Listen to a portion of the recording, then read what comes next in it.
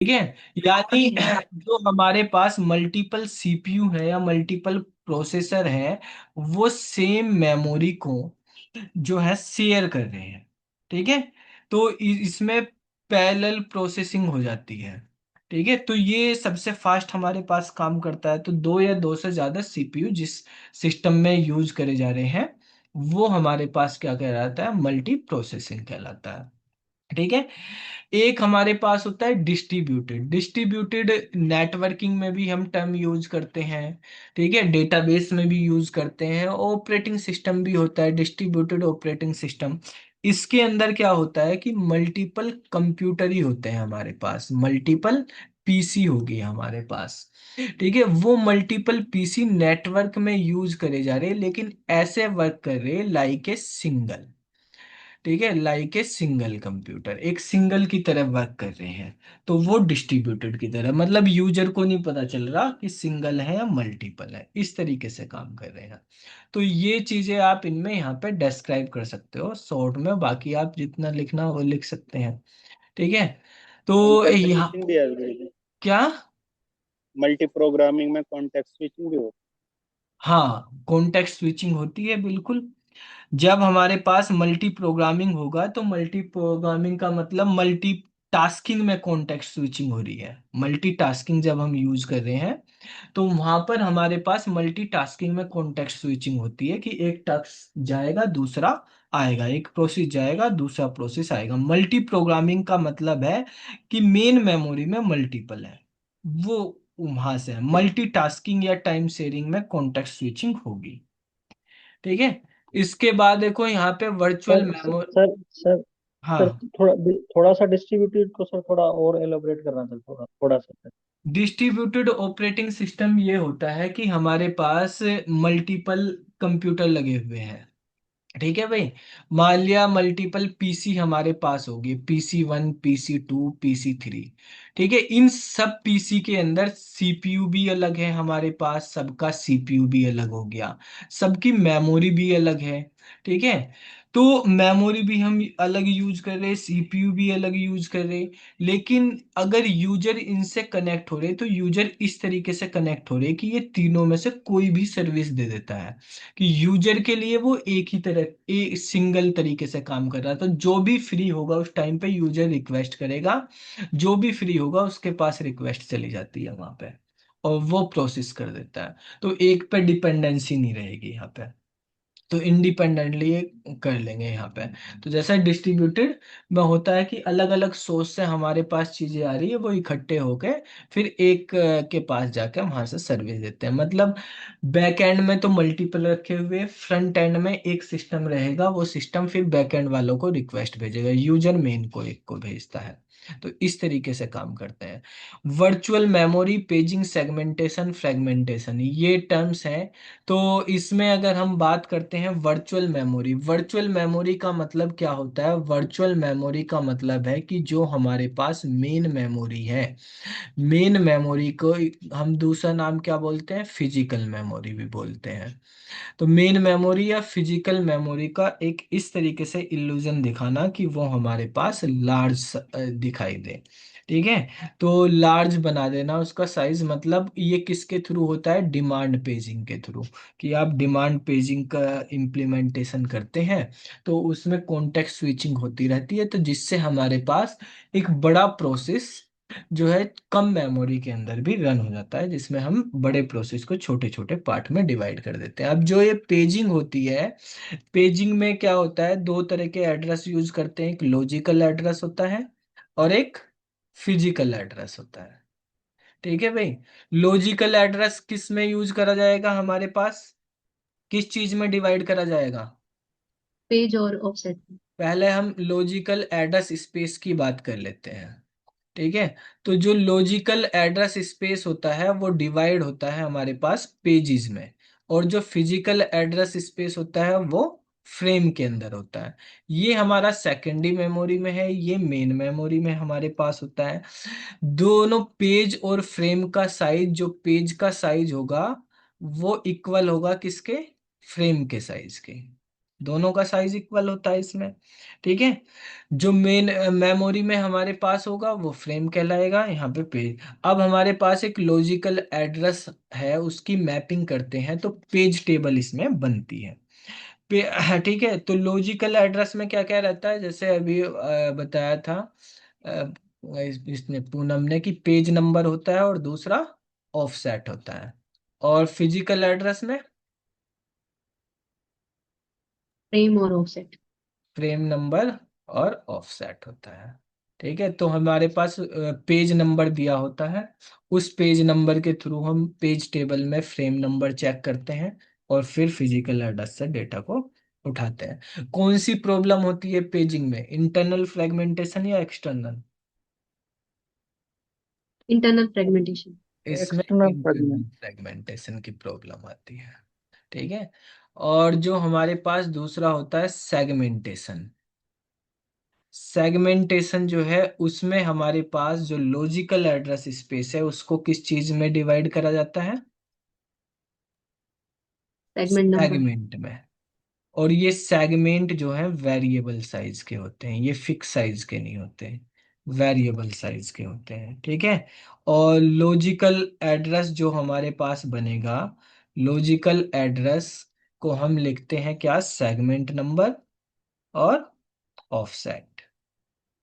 ठीक है। और जो हमारे पास फिजिकल एड्रेस होता है, फिजिकल एड्रेस हमारे पास कैसे लिखा जाता है इसमें, बताओ? फिजिकल एड्रेस में क्या होता है, बेस होता है एक, और एक बेस लिमिट और होती है, हाँ, लिमिट। लिमिट या ऑफसेट जो भी अब तो इसमें बेस एड्रेस दिया होता है कि बेस एड्रेस किसी भी पर्टिकुलर फ्रेम के अकॉर्डिंग, और बेस एड्रेस प्लस ऑफसेट से हमारे पास ये मिलके बनता है। इसमें कौन सी प्रॉब्लम आती है, इंटरनल की या एक्सटर्नल की? एक्सटर्नल। External fragmentation. इसके अंदर एक्सटर्नल फ्रेगमेंटेशन की प्रॉब्लम आती है। अच्छा, अगर हमारे पास मेमोरी कॉन्टिगुअस है, ठीक है, तो कॉन्टिगुअस मेमोरी में इंटरनल फ्रेगमेंटेशन हो सकता है या एक्सटर्नल? दोनों ही हो सकते हैं सर। दोनों ही हो दोनों ही सकते होते हैं हैं। सर। अच्छा, और अगर कॉन्टिगुअस नहीं है, नॉन कॉन्टिगुअस है? अगर पेजिंग यूज कर रहे हो सर फिर इंटरनल, अगर सेगमेंटेशन यूज कर रहे हो तो एक्सटर्नल। अच्छा, अगर हमारे पास इंटरनल फ्रेगमेंटेशन का मतलब होता है कि फिक्स साइज के ब्लॉक बने हुए हैं, ठीक है, हाँ जी। और कोई ब्लॉक में हमारे पास कोई प्रोसेस आ रहा है लेकिन ब्लॉक का साइज ज्यादा है, उसको हम रीयूज नहीं कर सकते तो वेस्टेज हो जाता है विद इन ए ब्लॉक के अंदर। ठीक है। और एक्सटर्नल फ्रेगमेंटेशन में क्या होता है कि हमारे पास मेमोरी तो अवेलेबल है लेकिन कॉन्टिगुअस नहीं है, वो अलग अलग जगह है। जितनी हमें रिक्वायरमेंट है उतनी मेमोरी अवेलेबल है लेकिन वो एक जगह ना होके अलग अलग है, तो वो हमारे पास क्या होगा, एक्सटर्नल फ्रेगमेंटेशन हो जाएगा। अगर मेमोरी अवेलेबल ही नहीं है तो कोई प्रॉब्लम ही नहीं है। ठीक है। तो ये आपको इनके बारे में यहाँ पे fragmentation, virtual memory, paging, segmentation, बाकी इनका डायग्राम वगैरह लिखने को आएगा तो होगा। अच्छा, ये lock unlock, semaphore, mutual exclusion, ठीक है। तो म्यूचुअल क्रिटिकल सेक्शन प्रॉब्लम से रिलेटेड चीजें हैं ये। क्रिटिकल सेक्शन क्या होता है, एक ऐसा एरिया या ऐसा कोड, ठीक है, जिसके अंदर क्या होगा, हमारे पास सिस्टम में वो चीजें रहेंगी क्रिटिकल सेक्शन में जो हमारे पास मल्टीपल प्रोसेस के बीच में शेयर करी जा सकती है। ठीक है। तो जहाँ पे हम रिसोर्स को शेयर कर सकते हैं, ऐसा एरिया हमारे पास क्रिटिकल सेक्शन कहलाता है। क्रिटिकल सेक्शन के बाद जैसे हम बात करते हैं कि एक होता है म्यूचुअल एक्सक्लूजन। म्यूचुअल एक्सक्लूजन का मतलब है कि दो प्रोसेस या दो से ज्यादा प्रोसेस एक टाइम पे जो है क्रिटिकल सेक्शन में नहीं रह सकते।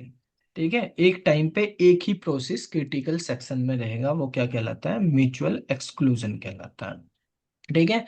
अब क्रिटिकल सेक्शन में किसी प्रोसेस को जाने से पहले क्या करना पड़ता है और जाने के बाद क्या करना पड़ता है, कैसे एंट्री करेगा, कैसे बाहर जाएगा, वो सेमाफोर पे डिपेंड करता है। तो जब हम एंट्री करेंगे, क्रिटिकल सेक्शन में एंट्री करी जाती है तो उसके लिए एक लॉक लगा होता है उस पर। तो पहले लॉक को एक्वायर करा जाता है। लॉक को एक्वायर करने का मतलब है कि एंटर कर सकते हो आप इनटू क्रिटिकल सेक्शन। और जब हम अनलॉकिंग करते हैं तो अनलॉकिंग का मतलब है हमारे पास कि हम क्या कर सकते हैं कि जब हमारे पास क्रिटिकल सेक्शन से एग्जिट हो रहे हैं, एग्जिट फ्रॉम क्रिटिकल सेक्शन, तो वो हो गया हमारे पास अनलॉकिंग का प्रोसेस। ठीक है। तो लॉकिंग का मतलब जैसे ही क्रिटिकल सेक्शन में गए तो जैसे लॉक लगा दिया, अंदर से कोई और एंटर नहीं कर सकता। अब उसमें जिसके पास की होगी केवल वही एंटर कर सकता है। अब जैसे वो बाहर जाएगा कोई प्रोसेस तो अनलॉक कर देगा, की वहां रख देगा, तो वो हो जाएगा। तो ये लॉकिंग अनलॉकिंग वगैरह जो होती हैं ये सेमाफोर के थ्रू होती हैं। सेमाफोर क्या है, हमारे पास एक इंटीजर वेरिएबल होता है सेमाफोर। ठीक है। इंटीजर वेरिएबल है और इसकी वैल्यू बाय डिफॉल्ट क्या होती है, कितनी होती है? जितने नंबर ऑफ रिपोर्ट्स हैं। बाय डिफॉल्ट अगर बाइनरी की बात करें तो बाइनरी में क्या होगी? 1। 0 या 1। वन होती है सर। डिफॉल्ट तो शुरू में इनिशियल वैल्यू तो हम वन से शुरू करते हैं, और फिर उसमें बाइनरी में जीरो या वन दो वैल्यू पे ये काम करता है। जीरो हो सकती है जब हम एंट्री करते हैं उसमें। तो एक दो इसमें एटॉमिक ऑपरेशन परफॉर्म करे जाते हैं। दो एटॉमिक ऑपरेशन होते हैं, एक होता है वेट और एक होता है सिग्नल। वेट क्या करता है, वैल्यू को क्या करेगा, कम डाउन। करेगा। S equal to s minus one करेगा, यानी वन से जीरो कर देगा, और ये वापिस से एस की वैल्यू को बढ़ा देगा। ठीक है। तो जीरो कर दिया मतलब की खत्म होगी, इसका मतलब है हमारे पास एक की है, यानी एक प्रोसेस क्रिटिकल सेक्शन में जा सकता है। ठीक है। अब वेट को हम नॉर्मली पी से भी डिनोट करते हैं और सिग्नल को वी से डिनोट करते हैं, कि इसको वी एस या पी एस में भी लिख सकते हैं।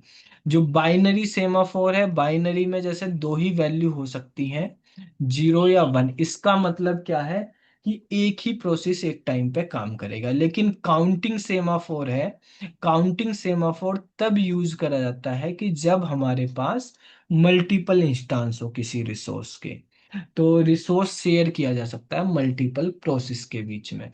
तो इसकी वैल्यू हमारे पास एक से ज्यादा भी हो सकती है। नॉर्मली हम जीरो टू एन, अगर पॉजिटिव वैल्यू में बात करें तो जीरो टू एन हो सकती है, जहाँ पे एन का मतलब है कि इतने नंबर ऑफ प्रोसेस जो हैं वो एक टाइम पे क्रिटिकल सेक्शन में जा सकते हैं, यानी किसी रिसोर्स को एक्सेस कर सकते हैं। ठीक है। अगर काउंटिंग सेमाफोर की वैल्यू नेगेटिव हो जाती है तो इसका मतलब है कि इतने नंबर ऑफ प्रोसेस क्यू के अंदर लगे हुए हैं। तो ये बताता है कि कितने प्रोसेस क्यू में लगे हुए हैं। ठीक है। तो ये क्रिटिकल सेक्शन से रिलेटेड हमारे पास प्रॉब्लम होती है।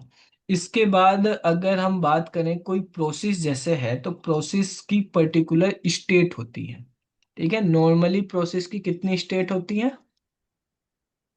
पांच। New, ready, running, new, ready, running, terminated, और वेटिंग, और टर्मिनेट। टर्मिनेटेड। टर्मिनेट। ठीक है। ये हमारे पास स्टेट होती है।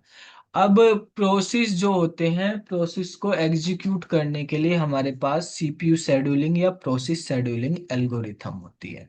उनको प्रोसेस शेड्यूलिंग या सीपीयू शेड्यूलिंग एल्गोरिथम बोलते हैं। तो जो बेसिकली दो टाइप की होती है, एक होती है प्रिमिटिव, एक होती है नॉन प्रिमिटिव। ठीक है। प्रिमिटिव और नॉन प्रिमिटिव में मेन क्या डिफरेंस है कि नॉन प्रिमिटिव में अगर कोई प्रोसेस एक बार रनिंग स्टेट में चला गया तो वो कंप्लीट होने के बाद ही बाहर जाएगा, मतलब वो रनिंग से डायरेक्टली टर्मिनेट होता है। ठीक है। उसमें वेटिंग में नहीं आएगा या रनिंग से वापस रेडी वगैरह में आने का कोई मतलब ही नहीं है उसको। प्रिमिटिव के अंदर क्या होता है कि बीच में भी वो आ सकता है, यानी यहाँ पे वेटिंग में भी जा सकता है, रनिंग से वेटिंग में भी जा सकता है, और रनिंग से रेडी में भी जा सकता है। ठीक है। तो दोनों में हमारे पास यहाँ पे जा सकता है, यहाँ से रनिंग से टर्मिनेट ही होता है। ठीक है। तो इनको करने के लिए हमारे पास शॉर्ट टर्म, मीडियम टर्म और लॉन्ग टर्म शेड्यूलर यूज करे जाते हैं, जिनकी हेल्प से हम ये सब चीजें कर लेते हैं। अब प्रिमिटिव एल्गोरिथम और नॉन प्रिमिटिव एल्गोरिथम के कुछ टाइप होते हैं। जैसे नॉन प्रिमिटिव में हमारे पास एग्जांपल कौन कौन से नॉन प्रिमिटिव में होता है? First come first serve, shortest जो फर्स्ट होता है, और एक प्रायोरिटी एल्गोरिथम होती है। दोनों तरीके से होती है वो, नॉन प्रिमिटिव भी और प्रिमिटिव भी। और जो प्रिमिटिव में राउंड रॉबिन होती है हमारे पास, शॉर्टेस्ट रिमेनिंग टाइम फर्स्ट होती है हमारे पास, और प्रायोरिटी की जो है प्रिमिटिव वर्जन होता है। ठीक है।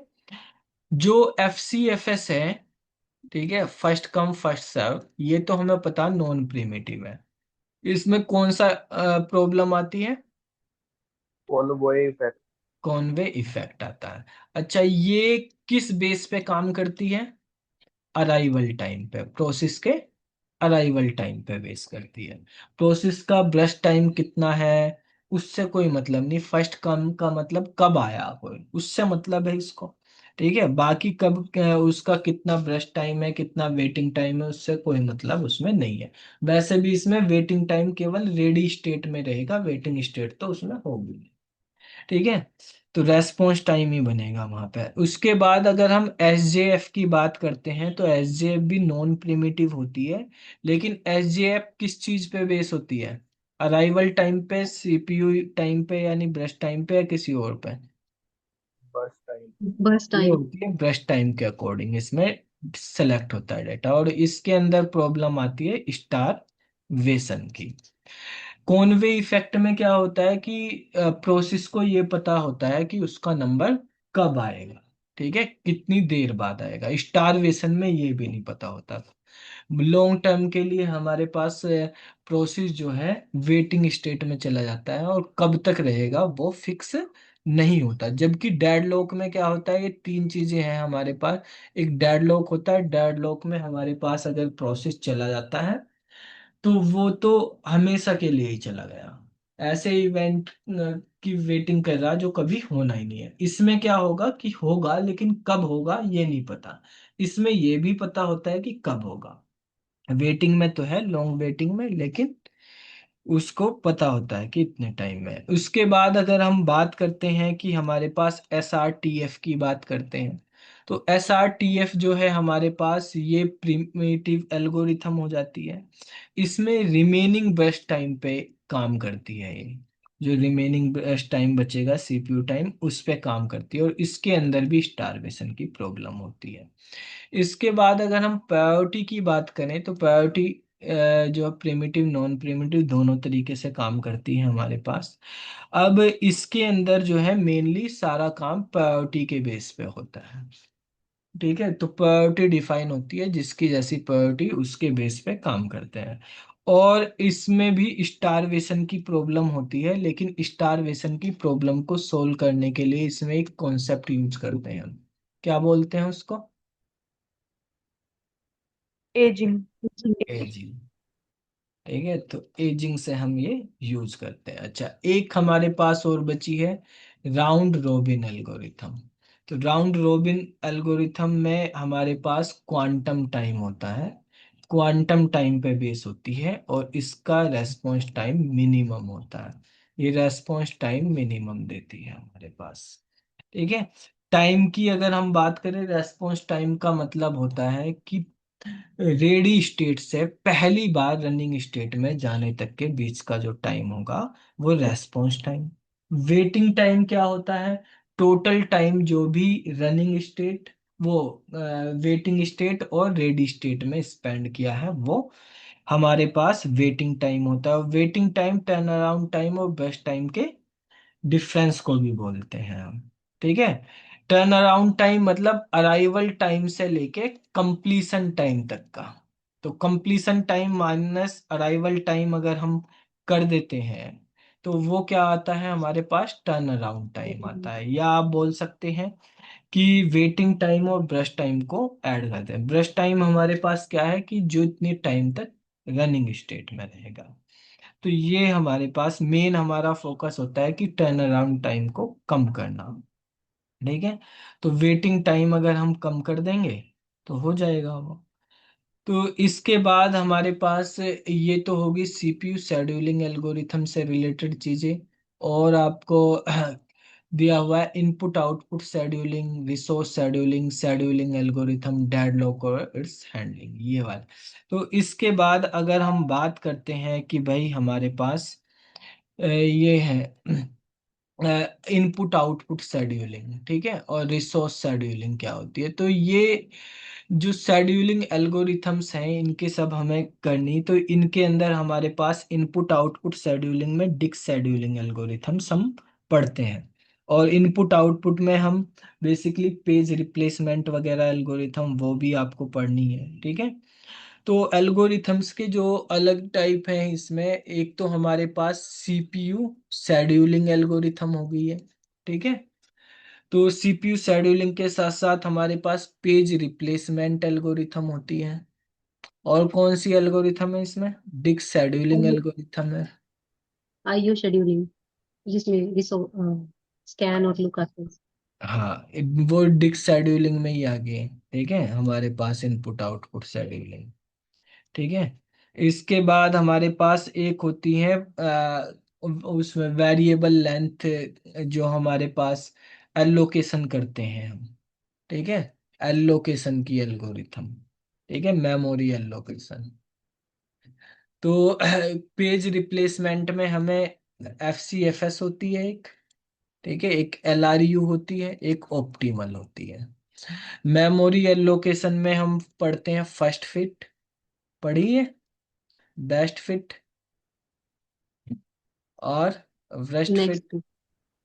और नेक्स्ट फिट, ठीक है। ये होती है डिस्क शेड्यूलिंग एल्गोरिथम, जो होती है ये 6 तरह की एल्गोरिथम है हमारे पास, इसमें भी एफ सी एफ एस है, ये तो सब में ही है। एक इसमें शॉर्टेस्ट सीक टाइम फर्स्ट होता है, ठीक है। इसके बाद इसके अंदर हमारे पास स्कैन होती है, सी स्कैन है, और हमारे पास लुक है और सी लुक है। ये एल्गोरिथम्स आपको पढ़नी है। अगर हम बात करते हैं पेज रिप्लेसमेंट की, तो फर्स्ट कम फर्स्ट सर्व की अगर बात करें, तो इसमें कौन सा होता है, जो भी सबसे पहले पेज आया उसको हम रिप्लेस करते हैं। इसमें एक प्रॉब्लम आती है, उसको क्या बोलते हैं? बिलेडी प्रॉब्लम। बिलेडी प्रॉब्लम्स, एनोमली, ठीक है। एल आर यू जो होती है हमारे पास, इसके अंदर उस वाले पेज को रिप्लेस करा जाता है जो बहुत टाइम से यूज नहीं किया जा रहा है, ठीक है। और ऑप्टिमल वाला जो है, जो सबसे बेस्ट रिजल्ट देता है, ये पास्ट पे काम करता है, ये फ्यूचर पे काम करता है। ऐसे पेज को हम रिप्लेस करते हैं जो हमारे पास सबसे बाद में यूज होगा, या फ्यूचर में यूज नहीं होने वाला, या सबसे बाद में यूज होगा, जिसकी फ्यूचर में हमें नीड नहीं पड़ रही जल्दी, ठीक है। तो ये हमारे पास ऑप्टिमल को हम मिनिमम भी बोलते हैं, मिनिमल पेज रिप्लेसमेंट एल्गोरिथम, ठीक है। तो इसमें पेज फॉल्ट सबसे कम आते हैं हमारे पास। अब डिस शेड्यूलिंग जो होती है हमारे पास, इसके आज हमने एक क्वेश्चन भी दिया था जिसका आंसर 10, 9, 8 ये सब ने कर ही लिया था, ठीक है, वो इसका आंसर आ रहा था इस सीरीज के अकॉर्डिंग। तो इसके बाद डिस्क शेड्यूलिंग एल्गोरिथम की बात करते हैं, फर्स्ट कम फर्स्ट सर्व। इसमें क्या होता है कि हमारे पास सबसे पहले तो इसमें कुछ टाइम दिए हुए हैं, इन टाइम के बारे में आप समझ लो क्या क्या टाइम है। एक इसमें 3 4 तरह के टाइम समझने होंगे आपको। एक होता है सीक टाइम, एक रोटेशनल लेटेंसी टाइम, एक डेटा ट्रांसफर टाइम, और एक data disk access time, disk access time.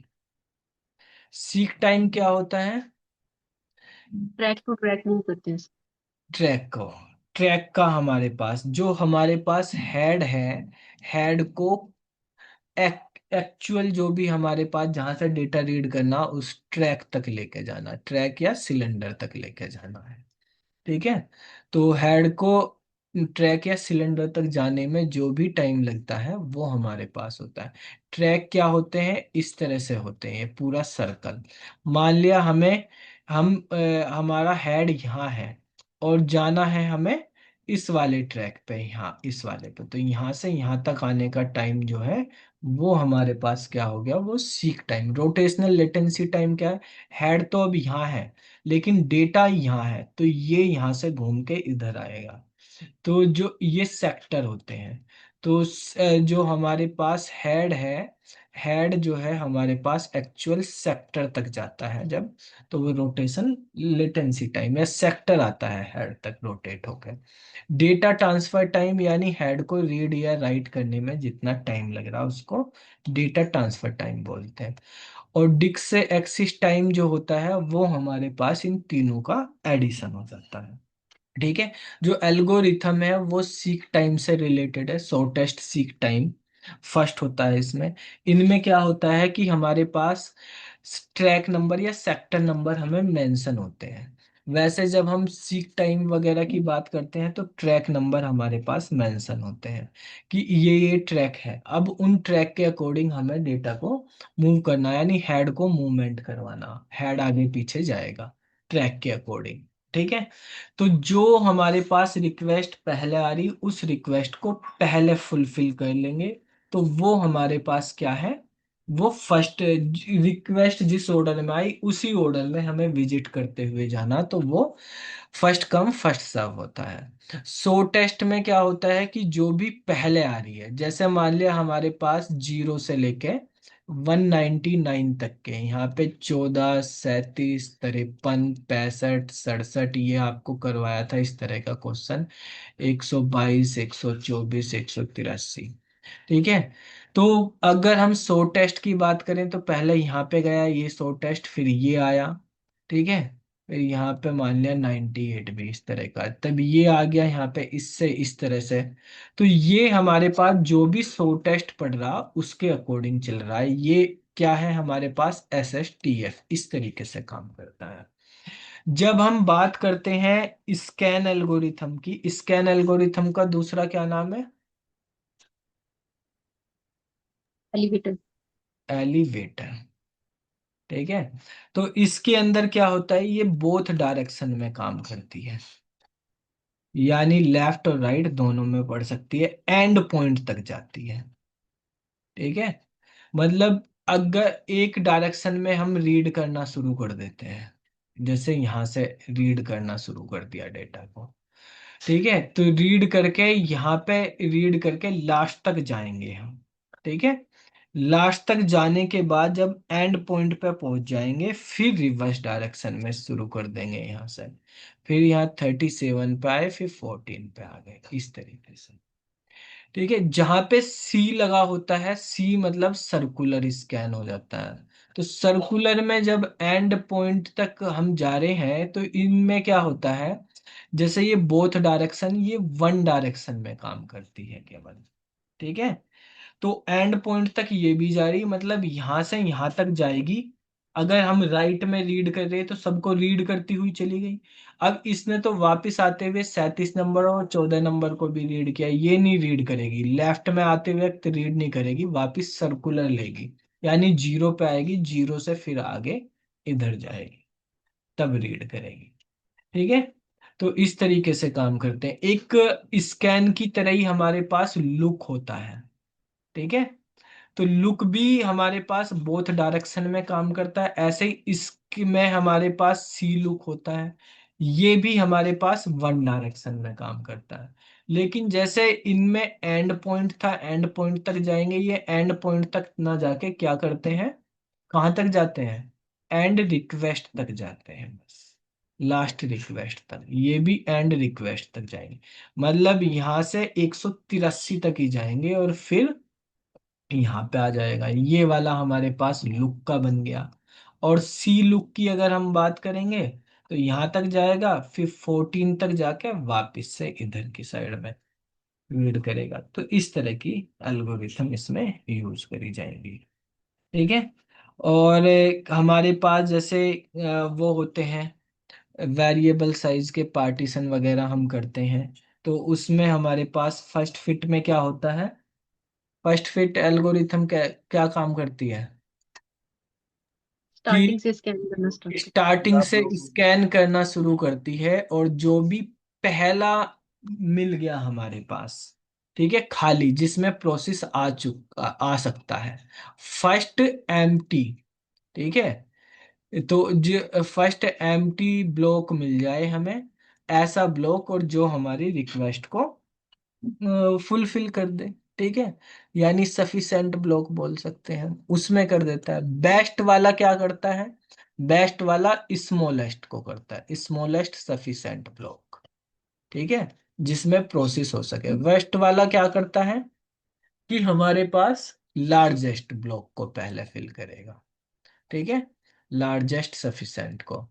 और नेक्स्ट फिट का क्या करता है? ये फर्स्ट फिट की तरह ही होता है, बस फर्क ये होता है कि अगर हमने प्रीवियस एलोकेशन यहाँ करी तो ये यहाँ से आगे देखेगा, ठीक है, और फर्स्ट फिट में हर बार स्टार्टिंग से देखता है। तो ये हमारे पास इस तरीके से काम करते हैं। ऑपरेटिंग सिस्टम के बेसिक सारे टॉपिक्स जो हैं ये मैंने आपको बताया। एक डेडलॉक और इट्स हैंडलिंग की सारी चीजें ये बता देते हैं। डेडलॉक में क्या होता है कि हमारे पास प्रोसेस एक ऐसे इवेंट की वेट करता है जो कभी होना ही नहीं है। डेडलॉक की कुछ नेसेसरी कंडीशन होती है, जो चार नेसेसरी कंडीशन है इसकी। तो वो चार नेसेसरी कंडीशन क्या क्या होती हैं? एक होता है म्यूचुअल एक्सक्लूजन, एक होता है हमारे पास होल्ड एंड वेट, एक सर्कुलर वेट होता है, एक नो प्रिम्पशन होता है, ठीक है, यानी जबरदस्ती किसी को रिमूव नहीं करना है, ठीक है। डेडलॉक को हैंडलिंग कैसे करी जाती है? डेडलॉक हैंडलिंग के कुछ मेथड है। तो कौन कौन से मेथड हैं डेडलॉक हैंडलिंग के?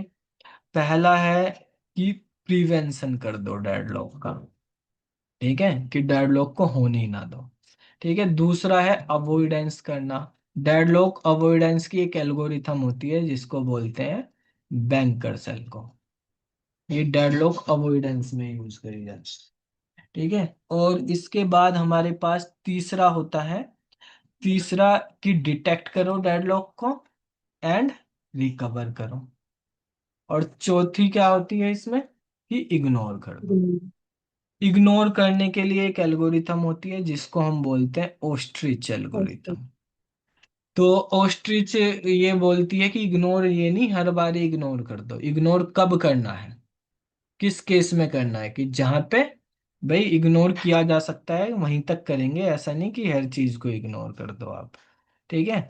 अच्छा, एक हमारे पास ये आ जाते हैं कि कुछ प्रोसेस हैं, उन प्रोसेस को इतने रिसोर्सेस की जरूरत है। डेडलॉक फ्री होने के लिए कितने रिसोर्स चाहिए हर प्रोसेस को, अगर इतने की मिनिमम कितने रिसोर्स होने चाहिए, उसका एक फॉर्मूला आपको बताया था कि number of resources greater than equal to होने चाहिए number of process into n-1 plus one के। n का मतलब होता है कि एक प्रोसेस को कितने रिसोर्सेस की जरूरत है, उसके अकॉर्डिंग यहाँ पे हम करते हैं। जैसे इस फॉर्मूले से आप निकाल के ये क्वेश्चंस डेडलॉक के कर सकते हो। जैसे मान लिया हमारे पास कहा गया कि तीन प्रोसेस हैं आपके पास, ठीक है, P1 P2 P3। अब तीनों प्रोसेस को, इन तीनों को, वो इसको मान लिया दो रिसोर्स चाहिए, इसको तीन चाहिए, इसको चार चाहिए। तो टोटल कितने रिसोर्स होने चाहिए कि डेडलॉक ना आए? मिनिमम कितने रिसोर्स होने चाहिए, ठीक है। Six sir. तो इनमें से आप एक एक माइनस कर देंगे, ठीक है। तो ऐसे भी आप कर सकते हैं, इनमें से एक एक माइनस करके टोटल ऐड कर देते हैं। 6 और एक 5 और एक 6 हो गया, और लास्ट में जो रिजल्ट आया उसमें एक ऐड कर देंगे, 7 हो गया, ठीक है। जो ये फॉर्मूला आपको बताया, ये वाला फॉर्मूला, ठीक है, ये फॉर्मूला हम तब यूज करते हैं जब सभी प्रोसेस को बराबर रिसोर्सेस की जरूरत हो, ठीक है, तो हम इसको यूज कर लेते हैं। तो नहीं तो अलग अलग है तो ऐसे कर लो आप। तो यहाँ से आप निकाल सकते हैं। अगर मैं कहूँ कि मेरे पास 100 रिसोर्सेस हैं और हर प्रोसेस को दो रिसोर्स की जरूरत है, तो मैक्सिमम कितने प्रोसेस हो सकते हैं? तो यहाँ पे 2-1 रख दो जब सबको बराबर की जरूरत है। तो ये आ गया 99 greater than equal to p, यानी पी की value less than equal to 99 होनी चाहिए। मैक्सिमम 99 प्रोसेस इसमें हो सकते हैं। तो इस फॉर्मूले से आप निकाल के कर सकते हैं। तो ये हमारे पास ऑपरेटिंग सिस्टम से रिलेटेड चीजें हैं, हमने एक रिकैप करी हैं। अच्छा, एक बच्चे कल पूछ रहे थे कुछ उस सॉफ्टवेयर इंजीनियरिंग से रिलेटेड कुछ अजाइल वगैरह मॉडल है, तो उसको भी हम थोड़ा सा रिवाइज कर देते हैं जल्दी से 15-20 मिनट में। सॉफ्टवेयर इंजीनियरिंग तुम्हारे सारे चैप्टर रिवाइज करवाए दिए, अगला है हमारे पास ये सॉफ्टवेयर इंजीनियरिंग। ठीक है, तो एचडीएलसी और उसके स्टेप्स बताने हैं। ये 4 मॉडल दिए हुए, वाटरफॉल, प्रोटोटाइप, स्पाइरल और अजाइल, डेटा वेयरहाउस और डेटा माइनिंग के बारे में, इसका इंट्रोडक्शन और मैथोलॉजी। तो देखो, एचडीएलसी मतलब सॉफ्टवेयर डेवलपमेंट लाइफ साइकिल। ठीक है, इसके कुछ हमारे पास फेजेस हैं एचडीएलसी के। पहला फेज होता है हमारे पास रिक्वायरमेंट गैदरिंग का। ठीक है, रिक्वायरमेंट गैदरिंग का मतलब होता है कि कस्टमर से एग्जैक्ट उसकी रिक्वायरमेंट पता कर लो, भाई क्या क्या रिक्वायरमेंट है कस्टमर की। ठीक है, अब इसके अंदर कैसे रिक्वायरमेंट गैदरिंग करी जाएगी, कि मीटिंग करके कस्टमर से, क्वेश्चनरीज करके, कोई सर्वे करके, इंटरव्यू करके। ठीक है, या आप कोई ब्रेनस्टॉर्मिंग सेशन ले लो, या कोई एग्जिस्टिंग डॉक्यूमेंट पढ़ लो, उनके थ्रू होती है। ठीक है, तो इसका जो हमारे पास आउटपुट मिलेगा आपको, कि जो हमारे पास रिक्वायरमेंट लिस्ट है वो आपको मिल जाएगी। दूसरा हमारे पास फिजिबिलिटी स्टडी होती है। फिजिबिलिटी स्टडी के अंदर हमारे पास ये चेक करना होता है कि जो हम प्रोजेक्ट कर रहे हैं उसके लिए हम जाएं या ना जाएं, गो और नो गो का वो डिसीजन लेना पड़ता है। कि इसके अंदर हमें टेक्निकल फिजिबिलिटी देखनी पड़ती है, कि वो हमारे जो एम्प्लॉय हैं, डेवलपर हैं, वो कर पाएंगे या नहीं कर पाएंगे। बजट देखना पड़ता है इकोनॉमिक फिजिबिलिटी के अकॉर्डिंग। ऑपरेशनल देखना पड़ता है कि वो पॉसिबल है या नहीं, उस तरह की। कुछ लीगल इशू तो नहीं, तो लीगल फिजिबिलिटी भी हो सकती है। टाइमिंग का यानी शेड्यूल फिजिबिलिटी आप देख सकते हैं इसमें। तो फिजिबिलिटी रिपोर्ट इसके आउटपुट में आपको मिल जाएगी। तीसरा हमारे पास एनालिसिस फेस होता है। तो एनालिसिस फेज के अंदर हम जो भी हमारी रिक्वायरमेंट में एम्बिग्यूटी वगैरह रहती है वो सब रिमूव कर देते हैं। और इसमें जो है हमारे पास फंक्शनल और नॉन फंक्शनल के बेस पे हम कैटेगराइज करते हैं अपने सिस्टम को। ठीक है, या प्रोजेक्ट को, कि उसमें कौन सी फंक्शनल एक्टिविटी होंगी, ठीक है, कौन सी नॉन फंक्शनल एक्टिविटी होंगी। ठीक है, हमारे पास ये देखा जाएगा कि कौन सी चीज प्रायोरिटी पे करनी है, उसका यूज केस कैसे बनेंगे, या डीएफडी किस तरीके से बनेंगे। ठीक है, कोई कॉन्फ्लिक्ट आ रही तो वो सब रिमूव करना, और इसके बाद में हमें मेनली एक एसआरएस बनाना होता है। ठीक है, सॉफ्टवेयर रिक्वायरमेंट स्पेसिफिकेशन, जो एक कॉन्टेक्ट होता है डेवलपर और क्लाइंट के बीच में। इसके बाद हमारे पास फोर्थ नंबर पे होता है कि डिजाइन करेंगे हम। ठीक है, तो एसआरएस एक ब्लूप्रिंट की तरह इसमें काम करेगा, इनपुट काम करेगा, और उसके अकॉर्डिंग हम सिस्टम के कंपोनेंट, उसके मॉड्यूल, उसकी आर्किटेक्चर डिजाइन करेंगे। इसमें हम बेसिकली हाई लेवल या लो लेवल पे कर सकते हैं, जैसे डीएफडी के लेवल बनते हैं वो सारी चीजें डिफाइन कर सकते हैं। फिर पांचवा हमारे पास होता है कोडिंग करना या इम्प्लीमेंटेशन करना। ठीक है, तो इसमें एग्जीक्यूटेबल सोर्स कोड निकालते हैं। छठे नंबर पे टेस्टिंग होती है। टेस्टिंग के अंदर हमारे पास unit testing, integration testing, system testing, acceptance testing, alpha testing, beta testing. ठीक है, ये सारी चीजें आप एक्सप्लेन कर सकते हैं, कितने नंबर का क्वेश्चन है उसके अकॉर्डिंग। ठीक है, सातवें नंबर पर डिप्लॉयमेंट होता है, यानी उस प्रोजेक्ट को जो है क्लाइंट साइड पे आप वो कर देंगे, डिप्लॉय कर देंगे, सर्वर पे इंस्टॉल कर देंगे। ठीक है, तो लाइव हो जाएगा हमारे पास वो। और लास्ट में हमारे पास मेंटेनेंस होती है। मेंटेनेंस फेज जो है सबसे बड़ा फेज होता है। ठीक है, ये क्या है, इसमें हम मेंटेनेंस करते हैं, अगर कोई प्रॉब्लम आती है क्लाइंट एंड पे जाके उसको करते हैं। तो इसमें भी मेंटेनेंस के टाइप होते हैं। एक तो करेक्टिव वाला, यानी कोई बग आ गई यूजर एंड पे उसको सही करना। एक एडेप्टिव होता है, कि कोई नया इन्वायरमेंट आ गया, जैसे भाई पहले कोई दूसरा ऑपरेटिंग सिस्टम चल रहा था, अब नया वर्जन आ गया, विंडोज 11 आ गई, विंडोज 12 आ गई मान लिया, तो उस पे आपका अगर वो वाला सॉफ्टवेयर काम नहीं कर रहा तो उसको एडेप्टिव मेंटेनेंस करके नया वो लेके आएंगे। एक होता है हमारे पास परफेक्टिव। परफेक्टिव में मतलब कोई नए फीचर्स भी अगर हमें ऐड करने हो तो वो कर सकते हैं। ठीक है। और एक होता है प्रिवेंटिव मेंटेनेंस, जिससे हम फ्यूचर की प्रॉब्लम को प्रिवेंट कर सकते हैं। ठीक है। इसके बाद हमारे पास यहाँ पे मॉडल दिए हुए हैं, जैसे एक वाटरफॉल मॉडल होता है। वाटरफॉल मॉडल के अंदर हमारे पास इसका दूसरा नाम है कि लीनियर मॉडल भी बोलते हैं, सिक्वेंसल मॉडल भी बोलते हैं। ठीक है। एक फेज खत्म होने के बाद, वन फेज कंप्लीट होगा, तभी हम नेक्स्ट फेज पे जाएंगे। ठीक है। पूरा कंप्लीट करने के बाद ही। तो ये सिंपल होता है, इजी होता है, लेकिन इसमें रिक्वायरमेंट पहले से ही क्लियर होनी चाहिए, बीच में ये चेंज नहीं हो सकता। इसीलिए ये केवल शॉर्ट प्रोजेक्ट में ही काम करता है। ठीक है। जो शॉर्ट प्रोजेक्ट होते हैं उनके लिए रिक्वायरमेंट जो है वो वेल डिफाइंड होनी चाहिए, क्योंकि इसमें बैक आने का सिस्टम नहीं है। ठीक है।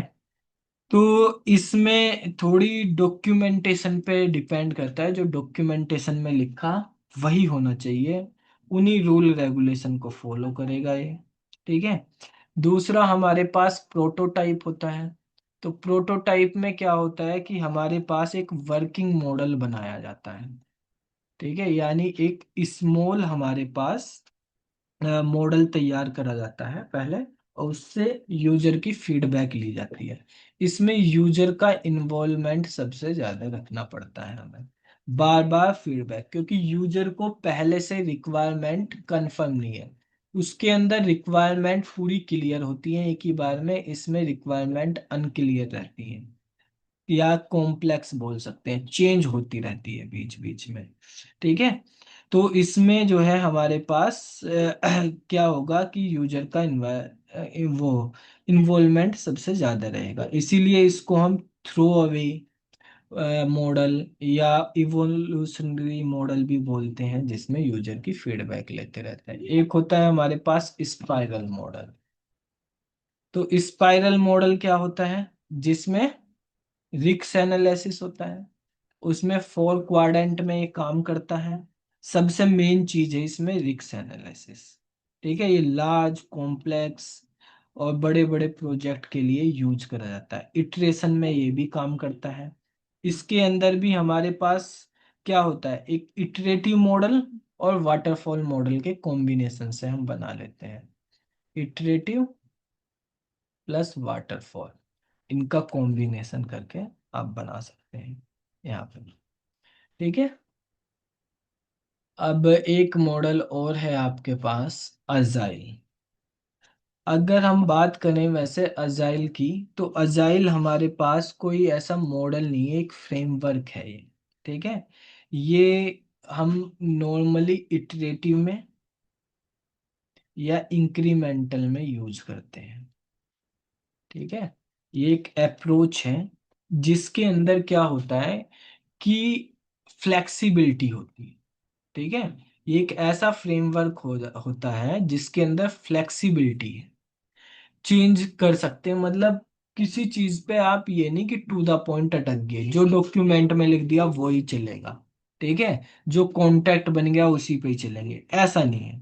इसमें फ्लेक्सिबिलिटी सबसे ज्यादा रहती है, मेन चीज इसमें फ्लेक्सिबिलिटी है, रिक्वायरमेंट कभी भी चेंज हो सकती है, कस्टमर का कितना भी इन्वॉल्वमेंट हो सकता है। ठीक है। फ्लेक्सिबल होना चाहिए, एडेप्टिव होना चाहिए हमारे पास, और इसमें जो भी काम होता जा रहा है वो हर फेज के बाद हम क्या करते हैं, क्लाइंट को डिलीवर करते रहते हैं। ठीक है। तो ऐसा नहीं कि पूरा प्रोजेक्ट बनने के बाद ही डिलीवर होगा, इसमें फेज बाय फेज होगा, जिनको स्प्रिंट भी बोलते हैं आगे। तो इसका एक मैनिफेस्टो होता है कि इसके अंदर जो है बेसिकली आप जो टूल्स हैं, प्रोसेस हैं, उनसे ज़्यादा प्रीफर करते हैं इंटरेक्शन को, जो भी यूजर से इंटरेक्शन है उस पर। ये मेनली आपके वर्किंग जो सॉफ्टवेयर है उस पे फोकस करा जाता है, डॉक्यूमेंटेशन पे नहीं। वर्किंग सॉफ्टवेयर पे ज्यादा फोकस करता है रेदर देन डॉक्यूमेंटेशन। इसमें कस्टमर का इन्वॉल्वमेंट या कस्टमर की फीडबैक ज्यादा मैटर करती है, ठीक है, रेदर देन उसके कॉन्टैक्ट के।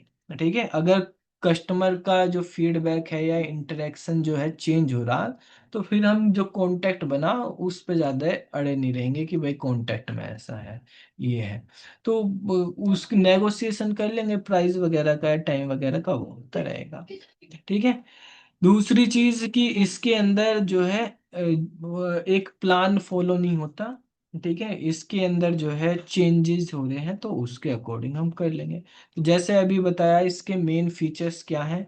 ये इटरेटिव नेचर का होता है, इंक्रीमेंटल नेचर का होता है, एडेप्टिव नेचर का होता है, ठीक है, फ्लेक्सिबल होता है, ठीक है, कस्टमर पे फोकस होता है, ठीक है, टीम ओरिएंटेड होता है, इसमें टीम काम करती है, स्क्रम वगैरह बनाते हैं हम, और टाइम बॉक्स पे काम करते हैं। ठीक है। इसके अंदर मेनली हमारे पास एक स्क्रम होता है। ठीक है, स्क्रम क्या होता है भाई? अजाइल मॉडल को इम्प्लीमेंट करने के लिए एक फ्रेमवर्क होता है स्क्रम, जिसमें ये डिफाइन करा जाता है कि क्या हमारे पास रोल रहेगा किस बंदे का, कौन कौन से हमें इवेंट परफॉर्म करने हैं, ठीक है, तो मतलब कौन कौन से फंक्शन परफॉर्म करने हैं, वो सारी चीजें। इसमें स्क्रम के अंदर एक प्रोजेक्ट का हमारे पास या प्रोडक्ट का ओनर होता है जो कस्टमर होता है, एक स्क्रम मास्टर होता है वो प्रोजेक्ट का लीडर होता है, टीम लीडर होता है। उसका ही मेन काम होता है मैनेज करना पूरी टीम को, मीटिंग लेना, टाइम बताना, स्क्रम की थ्योरी प्रैक्टिस रूल सारे इम्प्लीमेंट करवाना, या जो भी प्रॉब्लम आ रही उनको सॉल्व करना। तो ये सब चीजें उसमें होती है। एक इसमें आती है हमारे पास स्प्रिंट होती है। तो स्प्रिंट का मतलब होता है कि हमारे पास एक टाइम बॉक्स, ठीक है, कि आप 2 से 4 हफ्ते का टाइम देते हैं कि इतने टाइम में हमें ये काम कंप्लीट कर देना है। ठीक है, तो उसके अकॉर्डिंग यहाँ पे रोज मीटिंग डेली के बेसिस पे, महीने के बेसिस पे, या हफ्ते के बेसिस पे आप टारगेट बनाते हैं और उन टारगेट को अचीव करना होता है। तो ये सब अजाइल मॉडल के पार्ट होते हैं हमारे पास। ठीक है।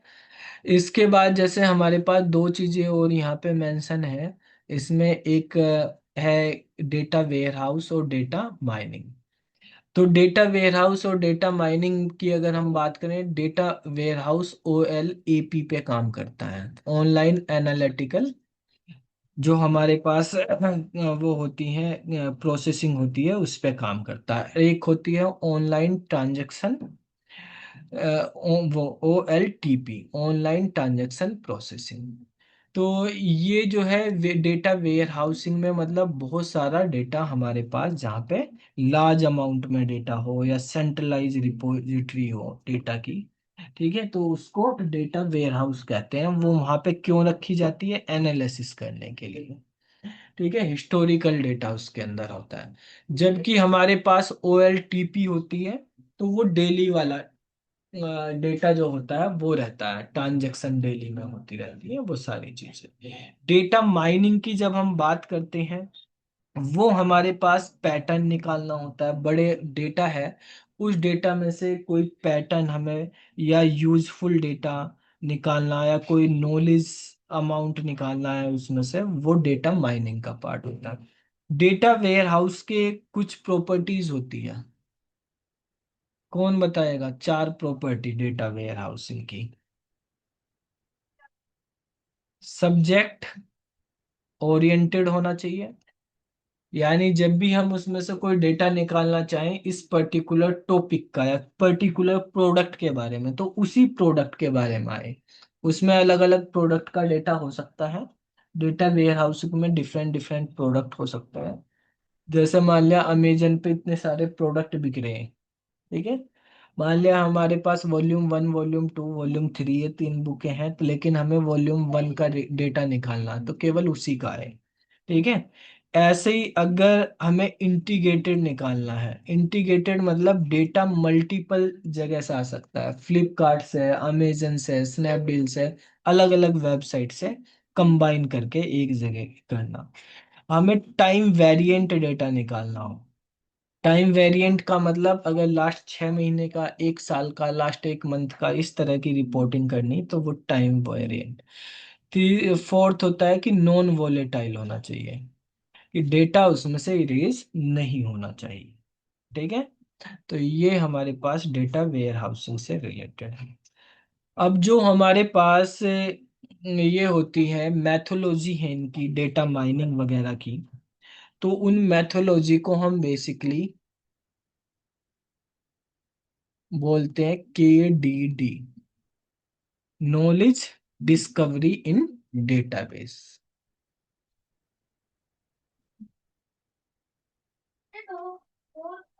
इन डेटाबेस, ठीक है।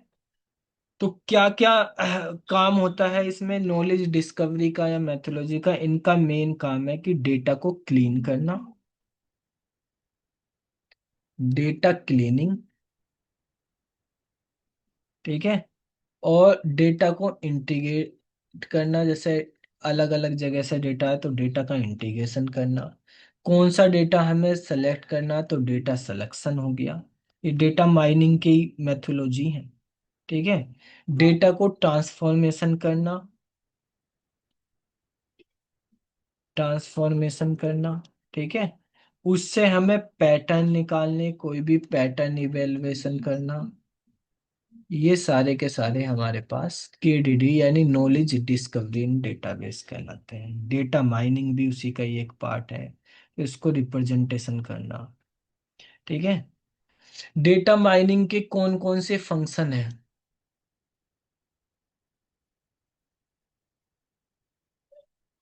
कुलदीप, पता है? सर तो सर ड्रिल डाउन रोल। क्या? क्लस्टरिंग वगैरह बोल रहे हो? हाँ सर क्लासिफिकेशन, क्लस्टरिंग, ऐसे हाँ हाँ रिग्रेशन। हाँ, बिल्कुल बिल्कुल वही। हाँ, एक तो होता है हमारे पास क्लासिफिकेशन करना, और दूसरा क्लस्टरिंग करना। क्लासिफिकेशन हमारे पास सुपरवाइज्ड होती है, ठीक है, सुपरवाइज्ड होती है, और क्लस्टरिंग मतलब अनसुपरवाइज्ड है। इनका ये समझ लो, देखो क्या होता है, एग्जाम्पल क्लासिफिकेशन मतलब और क्लस्टरिंग में डिफरेंस। मान लिया जैसे आप जीमेल यूज करते हो, तो जीमेल में ईमेल आते हैं अलग अलग टाइप के, तो उसमें बने हुए हैं कि ये वाले स्पैम में जाएंगे, ये वाले इनबॉक्स में जाएंगे, ये वाले हमारे पास उसमें जाएंगे, प्रमोशनल में जाएंगे, अलग अलग कैटेगरी बनी हुई है। तो वो फिल्टर कर लेता है कौन सा स्पैम है, कौन सा प्रमोशनल है, कौन सा नॉन स्पैम है। तो वो क्लासिफिकेशन डेटा की करना, डेटा माइनिंग के अकॉर्डिंग कुछ पर्टिकुलर वर्ड्स मेल के देख के उनसे क्लासिफिकेशन कर लेता है। क्लस्टरिंग का मतलब क्या है? क्लस्टरिंग का मतलब है ग्रुप बनाना, ठीक है। जैसे मान लिया एक वो है, कस्टमर है, कुछ आते हैं कस्टमर, कुछ चीज परचेज करते हैं, तो ग्रुप बना लिया कि ये बंदा इस तरह की चीजें परचेज करता है ज्यादातर, ये बंदा इस तरह की चीजें परचेज करता है, तो उनको उसी चीज की चीजें देनी है हमारे पास, ठीक है। तो यह कैटेगरी है, ग्रुप बना लिया, ये दिल्ली के हैं, ये नोएडा से आते हैं, ये उधर से आते हैं, तो उस तरीके जैसे क्लस्टर इंडेक्सिंग में भी हम करते हैं। तो इसमें आप सिटी वाइज या बिहेवियर वाइज या उसके परचेजिंग कैपेबिलिटी के अकॉर्डिंग, ठीक है, बिहेवियर के अकॉर्डिंग आप देख सकते हैं। तीसरा होता है हमारे पास इसके अंदर एसोसिएशन। एसोसिएशन का मतलब किसी चीज को जोड़ देना, ठीक है। मान लिया कोई कस्टमर जो है किसी दुकान से मिल्क खरीदने आता है, ठीक है, या ब्रेड खरीदने आता है, तो वो ब्रेड खरीद रहा, तो ब्रेड के साथ साथ मिल्क खरीदने की प्रोबेबिलिटी कितनी है कि वो मिल्क भी खरीदे, या मिल्क खरीद रहा तो ब्रेड खरीदने की प्रोबेबिलिटी कितनी है, ठीक है। तो वो दो चीजों को ऐसे रूल बनाना देना वो करना। कंबाइन करना। चौथा होता है हमारे पास रिग्रेशन। रिग्रेशन का मतलब होता है कि किसी चीज के फीचर्स के बेस पे उस प्रोडक्ट को इवेलुएट करना। फीचर्स को इवेलुएट, जैसे मान लिया कोई प्रोडक्ट है, ठीक है, एक ही प्रोडक्ट है लेकिन मल्टीपल अलग अलग कंपनी का है, तो किसी का प्राइस अलग है, किसी का प्राइस अलग है। एक प्राइस P1 है, एक का P2 है। इसने वही चीज 100 रुपए की दे रहा, वही चीज ये 150 रुपए की दे रहा, तो वो फीचर्स के अकॉर्डिंग उसके प्राइस सेट कर देना। जैसे गाड़ियां होती हैं, ठीक है, मान लिया आप टाटा की गाड़ी ले लो, कोई भी टाटा कर्व है, तो उसका बेस मॉडल है, अपर मॉडल है, हायर मॉडल, सब अलग अलग मॉडल आते हैं। तो भाई मॉडल के अकॉर्डिंग जो है, फीचर्स के अकॉर्डिंग प्राइस चेंज हो जाता है। ऐसे ही हमारे पास एक होता है, ये भी सुपरवाइज के अंदर ही आता है, रिग्रेशन। एक होता है हमारे पास आउटलाइनर। आउटलाइनर का मतलब होता है कि अगर कोई फ्रॉड हो जा रहा है, कोई प्रॉब्लम आ जा रही, इशू आ जा रहा है किसी डेटा में, तो वो आइडेंटिफाई करना। ठीक है, जैसे क्रेडिट कार्ड ट्रांजैक्शन में कितने फ्रॉड हो रहे हैं, उस तरह की चीजें निकालना। तो ये सब इसके अंदर देखते हैं। ठीक है, एक भाई हमारे पास होता है कोहेसन होता है, और एक कपलिंग होती है। इनमें डिफरेंस आपको देखना है। ठीक है, क्या होता है, कौन सा इंटर मॉड्यूल है, कौन सा इंट्रा मॉड्यूल है? कोहेजन इंट्रा है सर। इंटरमोड्यूल कपलिंग इंटरमोड्यूल। ये इंट्रा है, यानी विद इन मॉड्यूल होता है। ठीक है, और ये इंटर मॉड्यूल है, यानी बिटवीन दो मॉड्यूल की। कपलिंग मतलब समझ लो कपल है, तो कपल अलग अलग घर से हैं। ठीक है, तो यहाँ पे कोहसन एक ही घर, एक ही फैमिली से है हमारे पास, तो वहां से हमारे पास चलेगा। इसमें ये हमारे पास हाई होनी चाहिए। ठीक है, ये डिपेंडेंसी है दूसरी फैमिली पे, तो ये लो होनी चाहिए। ठीक है, जो कपलिंग है वो लो होनी चाहिए, और इसकी कोहेसन की डिग्री हाई होनी चाहिए। ठीक है, तो यहाँ पर अगर हम बात करें कि सबसे बेस्ट कौन सा कोहेसन होता है, तो वो होता है फंक्शनल। उसके अंदर सबसे ज्यादा वो होती है, डिपेंडेंसी होती है, कोहेसन जो होता है फंक्शनल वाला, और सबसे कम होती है कोइंसिडेंशियल। कोइंसिडेंशियल नाम से ही पता चल रहा है कि भाई ये तो हो गया, बस जैसे तैसे करके हो गया, कोई इंसिडेंस से कोई चीज होगी। तो एक होता है इसमें फंक्शनल, एक होता है सीक्वेंशियल, एक होता है कम्युनिकेशनल, एक होता है टेम्पोरल। तो ये 5 तरह के होते हैं, ये सबसे बेस्ट होता है, ये सबसे बेकार को हसन होता है। तो फंक्शनल, सीक्वेंशियल, कम्युनिकेशनल, टेम्पोरल, और हमारे पास कोइंसिडेंशियल। ऐसे ही हमारे पास कपलिंग के भी टाइप होते हैं। एक डेटा कपलिंग होती है, स्टैम्प कपलिंग होती है, कंट्रोल कपलिंग होती है, एक्सटर्नल कपलिंग होती है, कॉमन कपलिंग होती है, कंटेंट कपलिंग होती है। कंटेंट कपलिंग के अंदर सबसे ज्यादा जो है हमारे पास रिलेशनशिप होती है, तो ये सबसे बेकार मानी जाती है। और डेटा कपलिंग जो है हमारे पास, उसके अंदर सबसे कम जो है कपलिंग होती है, यानी लो होती है, तो ये सबसे बेस्ट होती है। कंटेंट में सबसे वर्स्ट है इसके अंदर। और CMM मॉडल आपको पता ही है, क्या फुल फॉर्म होती है CMM की? पढ़े ये, Kokomo, CMM। Post constructive model sir. कितने तरह के प्रोजेक्ट पे काम करता है ये?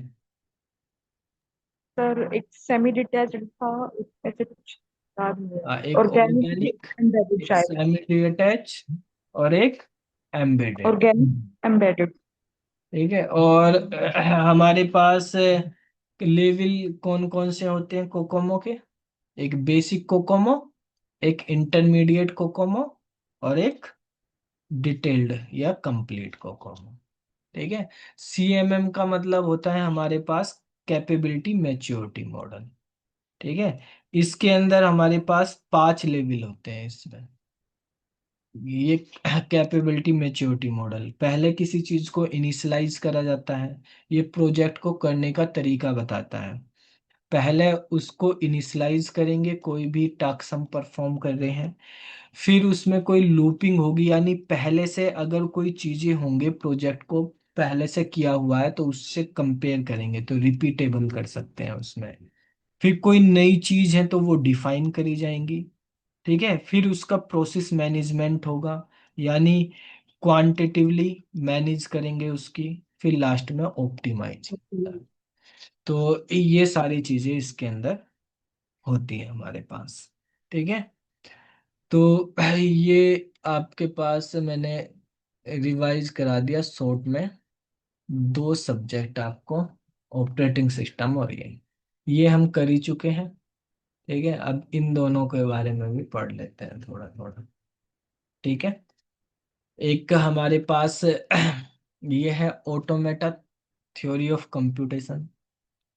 वैसे तो मैं देख रहा हूँ कि 15-20 दिन से जब से एडमिट कार्ड तो चलो अभी आया, बात ही हुई कि एग्जाम आएगा, तो सबसे ज्यादा जो है इसी के क्वेश्चन लगे हुए हैं। सब टीओसी पे टीओसी आते रहते हैं ग्रुप में, है भाई। तो ये तो सबने कर ही लिया होगा अच्छे से, महीने भर से इसी में ही लगे हुए हैं। सबसे ज्यादा इसी के क्वेश्चन आएंगे क्या भाई? नहीं अमन? सर। माहौल माहौल तो ऐसा ही बनाया हुआ है सर मार्केट में तो। माहौल माहौल तो ऐसे ही बना हुआ, कोई से भी ग्रुप में देख लो, सारे ग्रुप में पूरे दिन बस टीओसी टीओसी चलता रहे। चलो भाई, इनके बारे में भी हम देख ले, ज्यादा हम वो नहीं करेंगे। ठीक है, डिटेल में जाने की अभी हमें जरूरत नहीं, जैसे अभी हमने ये पढ़ा है, क्योंकि डिटेल में तो महीने भर में होंगे। ठीक है, जैसे अभी हमने ये चीजें पढ़ी, ऐसी शॉर्ट में हम पहले उनके बारे में, न्यूमेरिकल हम कुछ नहीं कर रहे हैं। ठीक है, तो आपको उनके कॉन्सेप्ट में बता रहा, कॉन्सेप्ट बताने से आप थ्योरेटिकल चीजें कर सकते हैं वहां पर। फिर हम बाकी न्यूमेरिकल हमने डिस्कस किए हुए हैं इतने सारे, और भी कर लेंगे, या कोई डाउट बचेगा तो वो हम कल की क्लास में कर लेंगे। ठीक है, वैसे कोई बचना नहीं चाहिए, हम रिवाइज तो कर ही लेंगे, तुमने भी कर ही रखे हैं इतने। तो पहले चलो इसको कंपाइलर वाले को पढ़ लेते हैं, कंपाइलर डिजाइन पे। इसमें इंट्रोडक्शन है कंपाइलर का, वो सबको पता ही है कि कंपाइलर हमारे पास एक सॉफ्टवेयर है। किस तरह का सिस्टम सॉफ्टवेयर होता है, या हमारे पास application? System software. System software काम क्या है? सोर्स कोड को मशीन कोड में कन्वर्ट करना। कौन से उसमें करता है सोर्स कोड को मशीन कोड में कन्वर्ट करता है ये? तो कैसे करता है, पूरे को एक साथ या लाइन बाय लाइन? एक साथ। एक साथ करता है। अब ये इसके कुछ हमारे पास यहाँ पे फेजेस के बारे में, वैसे तो यहाँ पे देखें हम दो ही मेन फेज दे रखे हैं इसमें। एक तो यहाँ पे लेक्सिकल के बारे में बता रखा है, इसमें पार्सिंग, फिर यहाँ पे intermediate code generation, code optimization भी है। तो पूरा फेज ही है, मतलब कंपाइलर के फेज दे रखे हैं आपके सिलेबस में, और कुछ है नहीं इसमें। ठीक है, तो इन फेज के बारे में ही हमें पढ़ना, और मेन सबसे इसमें पार्सिंग वाला ही है हमारा। ठीक है, तो सबसे पहले तो ये बताओ पार्सिंग कौन से फेज में होती है? सेकंड। सेकंड वाला सिंटैक्स एनालाइज। है, सिंटैक्स एनालिसिस। सिंटेक्स। अच्छा, तो यहाँ पे मैं लिख रहा हूँ, जैसे पहला फेज होता है लेक्सिकल। ठीक है, दूसरा phase syntax syntax. Analysis. Syntax, तीसरा सिमेंटिक एनालिसिस। सिमेंटिक। सिमेंटिक, चौथा intermediate code intermediate generation. Code. ठीक हाँ, है, जनरेशन। फिर कोड ऑप्टिमाइजेशन, कोड ऑप्टिमाइजेशन के बाद कोड जनरेशन। Code generation. ठीक है, ये हमारे पास दिए हुए हैं, यही आपके फेज इस सिलेबस में दिए हुए हैं, इनको पढ़ना। तो लेक्सिकल एनालिसिस का इनपुट क्या होगा? Source code. कोड। ठीक है, आउटपुट क्या होगा? टोकन्स। टोकन। इसका इनपुट क्या हो जाएगा? टोकन्स। टोकन। आउटपुट क्या देता है ये? और स्ट्रिंग। पास ट्री। पास ट्री। ठीक है, इसका इनपुट हो गया हमारे पास पास ट्री, आउटपुट क्या होगा? Semantically verified tree. Syntactically verified जी। कोड है। हाँ जी। ठीक है, ये बेसिकली एक होता है एनोटेड ट्री बोलते हैं इसको। ठीक है, उस तरह का ट्री भी चला जाएगा। ठीक है, तो यहाँ पे एनोटेड ट्री जो होगा वो इनपुट हो जाएगा और इसके अंदर इंटरमीडिएट कोड निकल के आ जाएगा, इंटरमीडिएट कोड आ जाएगा। अच्छा, इंटरमीडिएट कोड इनपुट होगा, कोड ऑप्टिमाइजेशन में ऑप्टिमाइज कोड आ जाएगा, ऑप्टिमाइज कोड। ठीक है, कोड ऑप्टिमाइज कोड यहाँ पे इनपुट जाएगा और यहाँ पे जो हमारे पास टारगेट। टारगेट कोड होगा वो आउटपुट में मिल जाएगा हमें। अच्छा भाई, अब यहाँ पर कुछ फ्रंट एंड पे काम करते हैं, कुछ बैक एंड पे। फ्रंट एंड पे कौन कौन से फेज हैं? फर्स्ट 4। फर्स्ट 4। ठीक है, ये वाले हमारे पास फ्रंट एंड पे काम करते हैं। सीमेंट, लेक्सिकल, सिंटैक्स, सिमेंटिक और इंटरमीडिएट कोड। जब इंटरमीडिएट कोड बन जाता है तो ये हमारे पास बैक एंड पे आ जाते हैं। फ्रंट एंड वाले हमारे पास मशीन इंडिपेंडेंट होते हैं। ठीक है, और ये मशीन डिपेंडेंट होते हैं, ये हार्डवेयर पे काम करते हैं बेसिकली। ठीक है, तो अब हम यहाँ पे अगर बात करते हैं कि जो हमारे पास पार्सिंग पे आते हैं, लेक्सिकल एनालिसिस तो सबको पता ही है कि सोर्स कोड लिया, सोर्स कोड को हमने कन्वर्ट कर दिया टोकन्स में, यानी लेक्सिमी में, पहला ही फेज होता है वो। ठीक है, उसके बाद जो हमारे पास पार्सिंग है, पार्सिंग मतलब सिंटैक्स एनालिसिस का पार्ट है। टोकन्स आएंगे, टोकन्स को ग्रामेटिकल रूल के अकॉर्डिंग जो है वो एक पास ट्री बनाएगा उसका। पास ट्री हमारे पास जो है उसको और क्या बोलते हैं पास ट्री को? Syntax tree. Syntax tree. ठीक है, पास ट्री बोल दो या सिंटैक्स ट्री बोल दो। अच्छा, ये जो है हमारे पास स्टार्ट सिंबल से हम स्टार्ट करके बनाएंगे। इसमें दो तरह के डेरिवेशन बनते हैं, एक लेफ्ट मोस्ट डेरिवेशन ट्री बनेगा, ठीक है, और एक right most derivation tree, right most derivation tree. जो ग्रामर होती है इनके बेस पे ही हमें ये चेक करी जाती है कि कोई ग्रामर एम्बिगुअस तो नहीं है। एम्बिगुअस ग्रामर क्या कौन सी होती है कि जिसमें लेफ्ट मोस्ट या राइट मोस्ट के एक से ज्यादा सेम सेंटेंस के, सेम स्ट्रिंग के एक से ज्यादा ट्री बन रहे हैं, तो वो एम्बिगुअस हो जाती है। अब यहाँ पर हमारे पास जब हम पार्सर करते हैं, पार्सिंग करते हैं, तो उसके लिए कुछ पार्सर का यूज होता है। पार्सर बेसिक दो टाइप के होते हैं। ठीक है, एक हमारे पास टॉप डाउन पार्सर होता है और एक बॉटम अप पार्सर होता है। अब आपके घर पे जो है सीढ़ियां लगी हुई हैं, जीना है मान लिया, तो दो बंदे हैं, ठीक है, एक बंदा ए है एक बंदा बी है, अलग अलग बंदे हैं। ठीक है, अगर उनको सीढ़ियों से ऊपर चढ़ने को कहा जाए तो क्या ये जरूरी है कि वो दोनों एक ही टाइम पे जाए पहुंचेंगे ऊपर, या अलग अलग टाइम पे भी जा सकते हैं? अलग अलग टाइम पे भी भाई वो तो कैपेसिटी दोनों की अलग अलग होगी, लेकिन ऊपर से नीचे गिराएंगे तो थोड़ा सेम। बहुत ही फर्क हो सकता है, सेम टाइम पे ही आके गिरेंगे अगर छत पे से फेंक दिए तो। ठीक है, तो जहां मतलब सेम टाइम की बात हो रही, तो जो सेम वाले वो ऊपर से नीचे आ रहे हैं, यानी टॉप से बॉटम जब हम बात करेंगे तो वहां पे सेम वाला होगा, मतलब इसका टाइप है एल एल, एल एल ही होगा सेम। और जहां डिफरेंट है वहां पे है एल आर, डिफरेंट। ठीक है, एक एल है एक आर है। ठीक है, तो टॉप डाउन में जब हम ऊपर जाते हैं तो हमारे पास क्या होगा?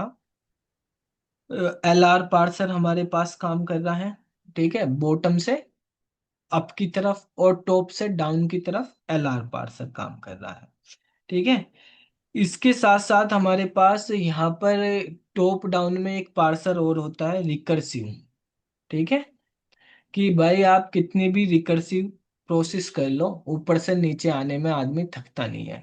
ठीक है, नीचे से ऊपर जाने में ही थकेगा। तो रिकर्सिव पार्सर जो होते हैं वो हमारे पास टॉप डाउन होते हैं जितने भी, तो इनको रिकर्सिव डिसेंट पार्सर भी बोलते हैं और ये वाले नॉन रिकर्सिव डिसेंट पार्सर भी होते हैं हमारे पास। एलआर पार्सर होते हैं, और एक इसमें ऑपरेटर प्रीसिडेंस पार्सर भी होता है। Operator precedence parser. LR parser further हमारे पास दो कैटेगरी में आते हैं, एक जीरो वाली में और एक वन वाली में। ठीक है, जीरो वाली कैटेगरी होती है और एक वन वाली कैटेगरी होती है। वन वाली कैनोनिकल यूज करते हैं हमारे पास, और उसके साथ साथ जो है वो भी लुकअप भी यूज करता है उसमें। तो यहाँ पे जो है जीरो वाले में हमारे पास जो है एलआर जीरो होता है। ठीक है, जो हमारे पास सबसे बेसिक पार्सर होता है, सबसे सिंपल, सबसे कम पावर का हमारे पास सिंपलेस्ट जो है एलआर पार्सर ही है इसमें। तो ये केवल करंट जो स्टेट होगी उसी पे काम करता है। और दूसरा इसमें एक एलआर का ही दूसरा वो है सिंपल एलआर, एसएलआर बोलते हैं जिसको। इसमें एसएलआर पे वन लिखते हैं हम यहाँ पे। ठीक है, जो हमारे पास एक इसमें होता है एल ए लुक अहेड, होता है हमारे पास एल ए एल आर। ठीक है, और एक होता है कैनोनिकल एल आर। हम्म। ठीक है, तो केवल जीरो जो है हमारे पास एल आर पे लगी होती है, बाकी सब पे जो है वन होता है। ठीक है, जितने भी, तो ये पार्सर के हमारे पास टाइप है। अच्छा, जब हम वो बनाते हैं, पार्स ट्री बनाते हैं, तो अगर हम लेफ्ट डेरिवेशन ट्री बना रहे तो कौन सा पार्सर यूज होता है? Top down. टॉप डाउन, ये तो कम। लेफ्ट डेरिवेशन में होता है। अगर आप बॉटम अप यूज कर रहे हैं तो हमारे पास कौन सा होता है? राइट डेरिवेशन, और वो रिवर्स। भी रिवर्स में। राइट डेरिवेशन इन रिवर्स। ठीक है, तो ये हम यूज करते हैं इसके अंदर। तो बॉटम अप पार्सर जो है वो हमारे पास उसमें, बॉटम अप पार्सर में हमारे पास टर्मिनल दिए होते हैं, उससे हमें स्टार्ट की ओर जाना होता है। ठीक है, इसमें स्टार्ट दिया होता है, स्टार्ट से हमें टर्मिनल की तरफ आना होता है। सबसे पावरफुल पार्सर एलआर में सी एल आर है हमारे पास। ठीक है, ये उससे पावरफुल, ये सबसे सिंपल, ये उससे पावरफुल, इस तरीके से हमारे पास यूज करे जाते हैं। ठीक है, इसमें केवल हमारे पास कैनोनिकल फॉर्म ही होती है, ओनली उसी पे वर्क करता है। इसके अंदर एल आर जीरो का जो रिजल्ट आता है उसको फॉलो वगैरह करके आगे बढ़ते हैं हमारे पास।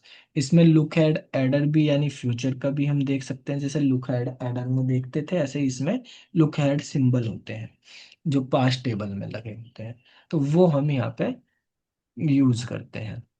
तो ये तो इनके बेसिक चीजें होगी जो हम यूज करते हैं।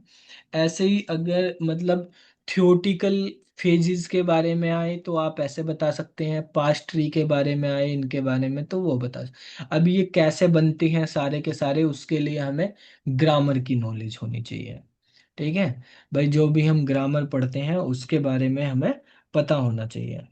अब अगर आप कोई भी ग्रामर बनाते हैं, तो जैसे इसमें फंडामेंटल दिया हुआ है हमारे पास ऑटोमेटा का, कि finite automata, deterministic, non deterministic, regular expression है, कॉन्टेक्स्ट फ्री, रिकर्सिव इनुमरेबल और नॉन रिकर्सिव इनुमरेबल। ठीक है, ये आपके पास इसमें सिलेबस में दी हुई है। सिलेबस कोई ज्यादा डिटेल में दिया हुआ नहीं है, तो इतना ज्यादा टेंशन मत लो। चलो, ग्रामर क्या होता है, कोई बताएगा? Four combination tuples. होता है सर 4 एलिमेंट्स का, VTPS, variable terminal production rule और स्टार्ट सिंबल। चलो, या हम बोल सकते हैं NTPS VTPS, कुछ भी लिख दो। N मतलब नॉन टर्मिनल, ठीक है, T मतलब टर्मिनल, P मतलब प्रोडक्शन रूल, ठीक है, और जो S मतलब है हमारे पास स्टार्ट सिंबल। तो NTPS का चार टपल का कलेक्शन है इसमें। अब ये हमारे पास इसके अंदर, जैसे हमने नॉन टर्मिनल टर्मिनल सिंबल की बात करी है, तो ये क्या होते हैं? देखो, सिंबल का मतलब क्या होता है, सिंबल बोल दो या अल्फाबेट बोल दो। ठीक है, तो ये हमारे पास क्या होते हैं बेसिकली, फाइनाइट सेट होता है कोई भी सिंबल का। जैसे AB हो गया हमारे पास, या 0 1 इस तरीके से हम डिनोट करते हैं, जो हमारे पास टर्मिनल में होते हैं। इन सिंबल से ही हमारे पास बनती है स्ट्रिंग, उसको स्ट्रिंग या वर्ड बोलते हैं। स्ट्रिंग या वर्ड क्या होते हैं हमारे पास, कि जो हमारे पास अल्फाबेट्स हैं या सिंबल हैं उनके कलेक्शन को बोलते हैं सीक्वेंस ऑफ अल्फाबेट्स। ठीक है, वो हमारे पास स्ट्रिंग है। स्ट्रिंग हमारे पास एक एम्प्टी स्ट्रिंग भी होती है एफ साइलेंट। ठीक है, उसके अंदर कोई भी सिंबल नहीं होता, कोई भी सिंबल नहीं। अच्छा, स्ट्रिंग की लेंथ को कैसे डिनोट करते हैं? जैसे कोई स्ट्रिंग या वर्ड है ए बी, तो हम ऐसे डिनोट करते हैं कि वो 4 लेंथ का है। ठीक है, तो सबसे छोटी चीज होती है यहाँ पे अल्फाबेट। अल्फाबेट से बनता है वर्ड, वर्ड से बनता है फिर हमारे पास लैंग्वेज। ठीक है, तो लैंग्वेज हमारे पास क्या है, तो जो हमारे पास ये स्ट्रिंग है, सेट ऑफ स्ट्रिंग होगी हमारे पास, वो लैंग्वेज हो गई। ठीक है, तो ये लैंग्वेज हमारे पास ये फाइनाइट भी हो सकती है, ये इनफाइनाइट भी हो सकती है। भाई सेट ऑफ स्ट्रिंग जो है वो तो कितनी भी बन सकती है किन्हीं अल्फाबेट से। जैसे अगर हमारे पास, मैं बोलूं मैथ के अंदर हमारे पास जो अल्फाबेट्स हैं, सिंबल है मैथ में, वो 0 से लेके 9 तक है, और इनसे जो लैंग्वेज बनेगी वो तो भाई हमारे पास यानी नंबर का सेट इनफाइनाइट है। ठीक है, इंग्लिश के अल्फाबेट ए से जेड तक हैं, उनसे जो लैंग्वेज बन रही, मतलब जितने भी वर्ड बन सकते हैं वो सारे उसका कलेक्शन लैंग्वेज है। तो वो फाइनाइट इनफाइनाइट सब हो सकती है। ये जो सिंबल है इनका सेट क्या होगा, ये हमेशा फाइनाइट होंगे। ठीक है, ये क्या होंगी, हमारे हमेशा फाइनाइट ही होंगी। जो हमारे पास स्ट्रिंग है या वर्ड है, वर्ड भी हमारे पास फाइनाइट हो सकते हैं। जैसे इंग्लिश में डिक्शनरी में वर्ड तो फाइनाइट ही है, लेकिन उन वर्ड से जो सेंटेंस बन रहे हैं फिर, यानी जो लैंग्वेज क्रिएट हो रही वो इनफाइनाइट है। ठीक है, अब ये हमने जैसे यहाँ पे बात करी है कि हमारे पास NTPS होते हैं, तो N जो है वो हमारे पास यहाँ पे फाइनाइट ही होंगे। ठीक है, और टर्मिनल भी फाइनाइट होंगे, प्रोडक्शन रूल भी फाइनाइट ही होंगे, स्टार्ट सिंबल हमारे पास स्टार्ट होता ही है। अब जब हम बात करते हैं ग्रामर के टाइप्स की, तो टाइप्स ऑफ ग्रामर को हम मल्टीपल टाइप से डिनोट कर सकते हैं। कि भाई एक तो हम ऐसे बता सकते हैं कि प्रोडक्शन रूल के according, according to production rule. तो ग्रामर हमारे पास 4 तरह की होती है प्रोडक्शन रूल के अकॉर्डिंग। दूसरा, यहाँ पे प्रोडक्शन रूल के अकॉर्डिंग हम टाइप 0, टाइप 1, टाइप 2 और टाइप 3 की ग्रामर रखते हैं। ठीक है, अच्छा, आप ग्रामर जो है ऐसे भी बता सकते हैं कि पास्ट ट्री के अकॉर्डिंग। ठीक है, तो एम्बिगुअस ग्रामर, ठीक है, और नॉन एम्बिगुअस ग्रामर, ये भी होती है। ठीक है, अच्छा, आपके पास एक रिकर्सिव ग्रामर भी होती है और नॉन रिकर्सिव ग्रामर भी होती है। ठीक है, तो रिकर्सिव और नॉन रिकर्सिव ग्रामर क्या होती है, कैसे पता चलती है हमें कि रिकर्सिव है या नॉन रिकर्सिव है, बताओ। Same variable sir left side और राइट साइड होता है तो वो रिकर्सिव होता है। हाँ, वो रिकर्सिव होती है। ठीक है, और जिसमें ऐसा नहीं होता तो वो non recursive. Type 0, type 1, type 2, type 3 ये ग्रामर है जो आपके सिलेबस में है यहाँ पे। इसमें टाइप 3 ग्रामर नीचे से हम शुरू करते हैं, सबसे कम कैपेबिलिटी इसी की होती है, इसको रेगुलर ग्रामर बोलते हैं। ठीक है, और रेगुलर लैंग्वेज पे ये काम करती है और इसके अंदर फाइनाइट स्टेट ऑटोमेटा काम। ठीक है, फाइनाइट स्टेट ऑटोमेटा। टाइप 2 होती है, ये हमारे पास कॉन्टेक्स्ट फ्री ग्रामर होती है, कॉन्टेक्स्ट फ्री लैंग्वेज यूज होती है, और PDA इसमें मशीन यूज होती है, push down automata. Type 1 context sensitive grammar होती है, कॉन्टेक्स्ट सेंसिटिव लैंग्वेज उसमें काम करती है, और यहाँ पे LBA यूज होता है, लीनियर बाउंडेड ऑटोमेटा का यूज करते हैं। ठीक है, और टाइप 0 वाली जो ग्रामर है ये अनरेस्ट्रिक्टेड ग्रामर होती है। ठीक है, अनरेस्ट्रिक्टेड ग्रामर है, और ये रिकर्सिवली इनुमरेबल लैंग्वेज इसमें यूज करी जाती है, रिकर्सिवली इनुमरेबल। और यहाँ पे ट्यूरिंग मशीन का यूज करा जाता है ठीक है।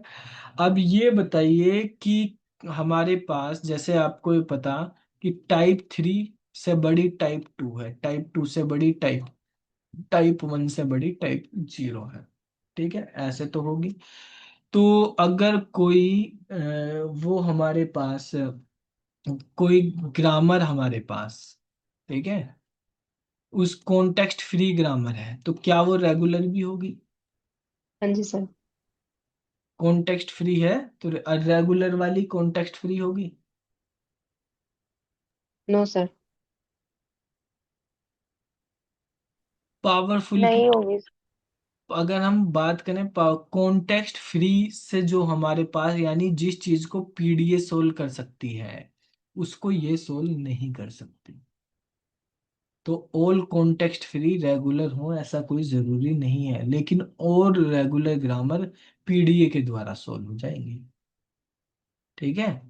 रिवर्स समझो चीजों को, जितनी भी रेगुलर हैं वो पीडीए के द्वारा सोल्व हो जाएंगी, लेकिन पीडीए जो है इसके द्वारा सोल्व नहीं होंगी। जो ट्यूरिंग मशीन है वो सबको सोल्व कर देगी, लेकिन ये चीजें जो हैं, मतलब इसके द्वारा, एफएसए के द्वारा ये कॉन्टेक्स्ट सेंसिटिव या कॉन्टेक्स्ट फ्री नहीं होंगी, ठीक है। तो वो थोड़ी सोल्व हो जाएंगी। अब जैसे हम बात करते हैं टाइप 3 ग्रामर है हमारे पास, तो टाइप 3 ग्रामर इनमें जैसे बताया कि प्रोडक्शन रूल के अकॉर्डिंग ग्रामर की कैटेगरी होती है। तो प्रोडक्शन रूल देखना हमें मेनली, तो टाइप 3 का प्रोडक्शन रूल होता है कि लेफ्ट साइड में एक नॉन टर्मिनल होगा, राइट साइड में एक टर्मिनल, या राइट साइड में एक टर्मिनल के बाद एक नॉन टर्मिनल आ जाए। तो ये रूल है बस इसमें, ठीक है। और एस जो है हमारे पास वो एफ साइलेन हो सकता है, लेकिन तभी हो सकता है, यहाँ पे एफ साइलेन की बात नहीं करी गई। तीसरा रूल ये भी है वैसे कि एस एफ साइलेन हो सकता है अगर वो राइट साइड में ना आ रहा, एस तो हो सकता है, ठीक है। अगर हम टाइप 2 की बात करें, टाइप 2 ग्रामर हमारे पास क्या होती है? टाइप 2 ग्रामर कहती है कि लेफ्ट साइड के अंदर तो हमारे पास एक नॉन टर्मिनल ही होगा, राइट साइड में कुछ भी हो सकता है। अल्फा का मतलब है हमारे पास कि ये टर्मिनल या नॉन टर्मिनल का कोई भी सेट हो सकता है, ठीक है। तो उसका टर्मिनल या नॉन टर्मिनल में से कुछ भी हमारे पास हो सकता है यहाँ पर, ठीक है। इसके मतलब राइट साइड में कोई कंडीशन नहीं लगाई हुई। टाइप 3 की अगर टाइप 1 की अगर बात करते हैं, टाइप 1 में क्या होता है? टाइप 1 में मतलब alpha a beta belong to alpha beta, ठीक है, इस तरह क्या होता है मतलब, इसका मतलब है कि एक तो हमारे पास नॉन टर्मिनल होना ही चाहिए, बाकी कुछ भी हो, और यहाँ पे तो कुछ भी हो, अल्फा बीटा लिख दो या खाली अल्फा लिख दो, ठीक है। लेफ्ट साइड में एक नॉन टर्मिनल होना चाहिए, बाकी कुछ भी हो, इधर कुछ, यानी उसके साथ भी हम कुछ कर सकते हैं। और टाइप 0 में कोई हमारे पास वो ही नहीं होती, रेस्ट्रिक्शन ही नहीं होती। तो उसमें तो टाइप 0 में हमारे पास अल्फा टू बीटा कुछ भी हो, दोनों तरफ से हम यूज कर सकते हैं, ठीक सर है। लेंथ का इशू था ना टाइप 1 में। टाइप 1 में क्या?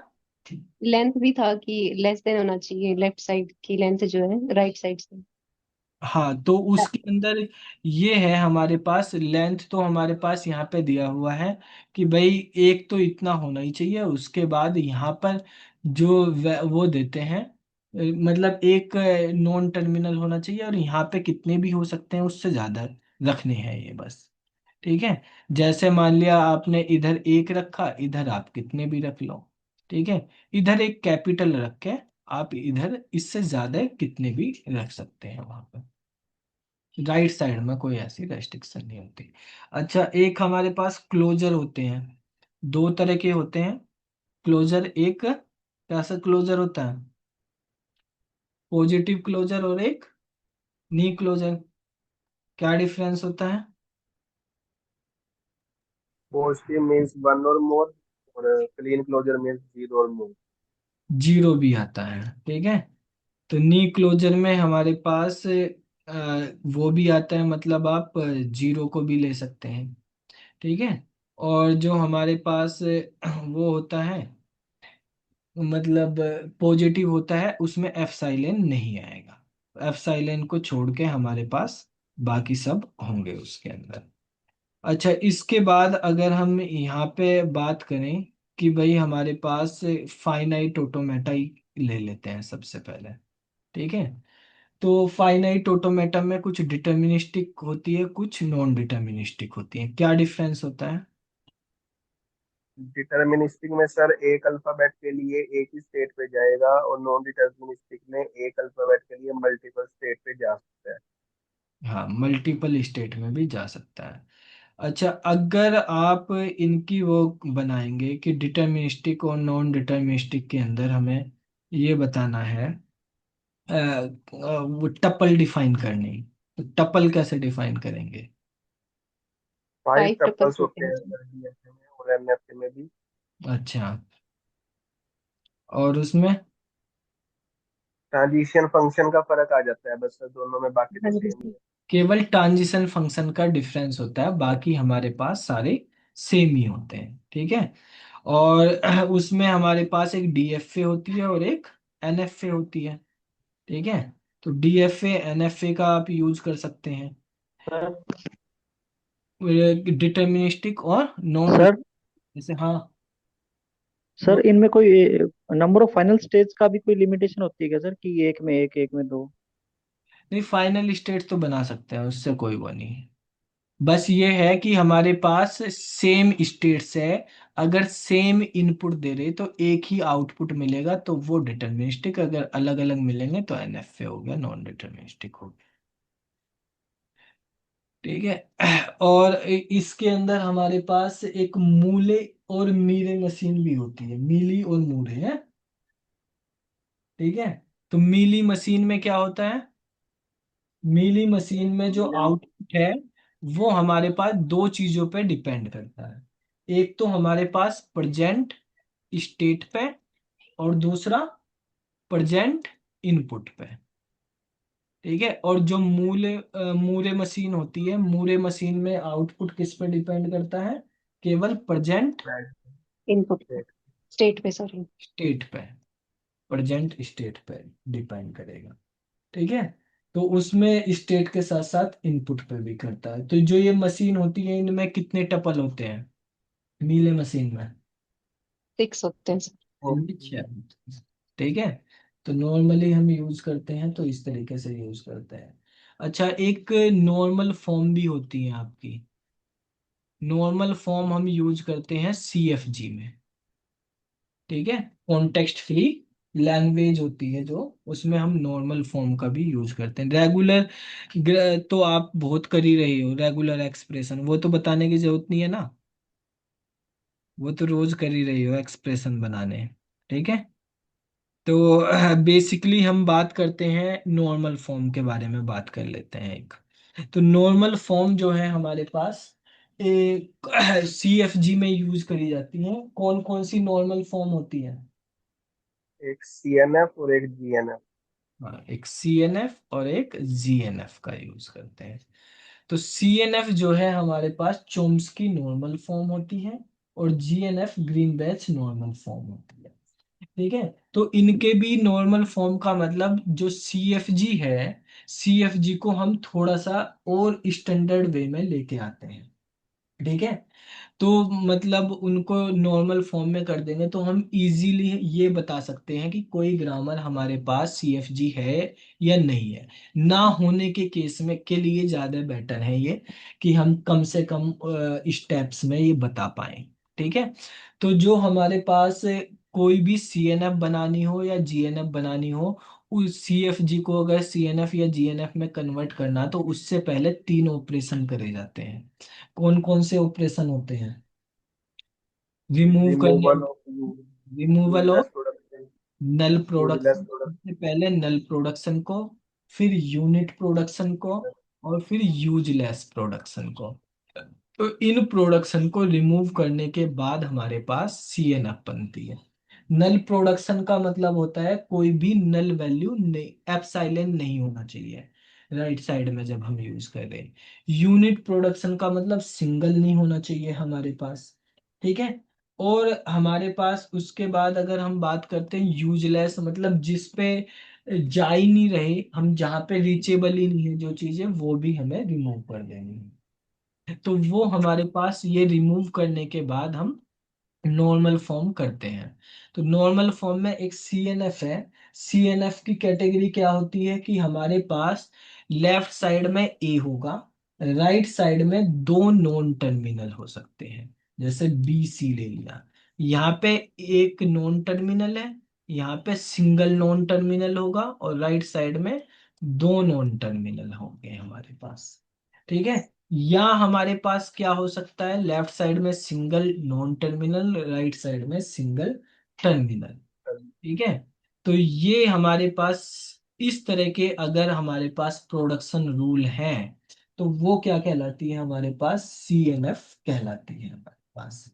ठीक है। तो सीएनएफ, अगर सीजीएफ को सीएनएफ में बदलना तो पहले ये तीनों चीजें हमें हटानी पड़ती हैं। उसके बाद हम क्या करते हैं, यहाँ पर इस तरह की चीजें कन्वर्ट हो जाती हैं, इनको हटाएंगे तो अपने आप ही हो जाएंगे। ठीक है।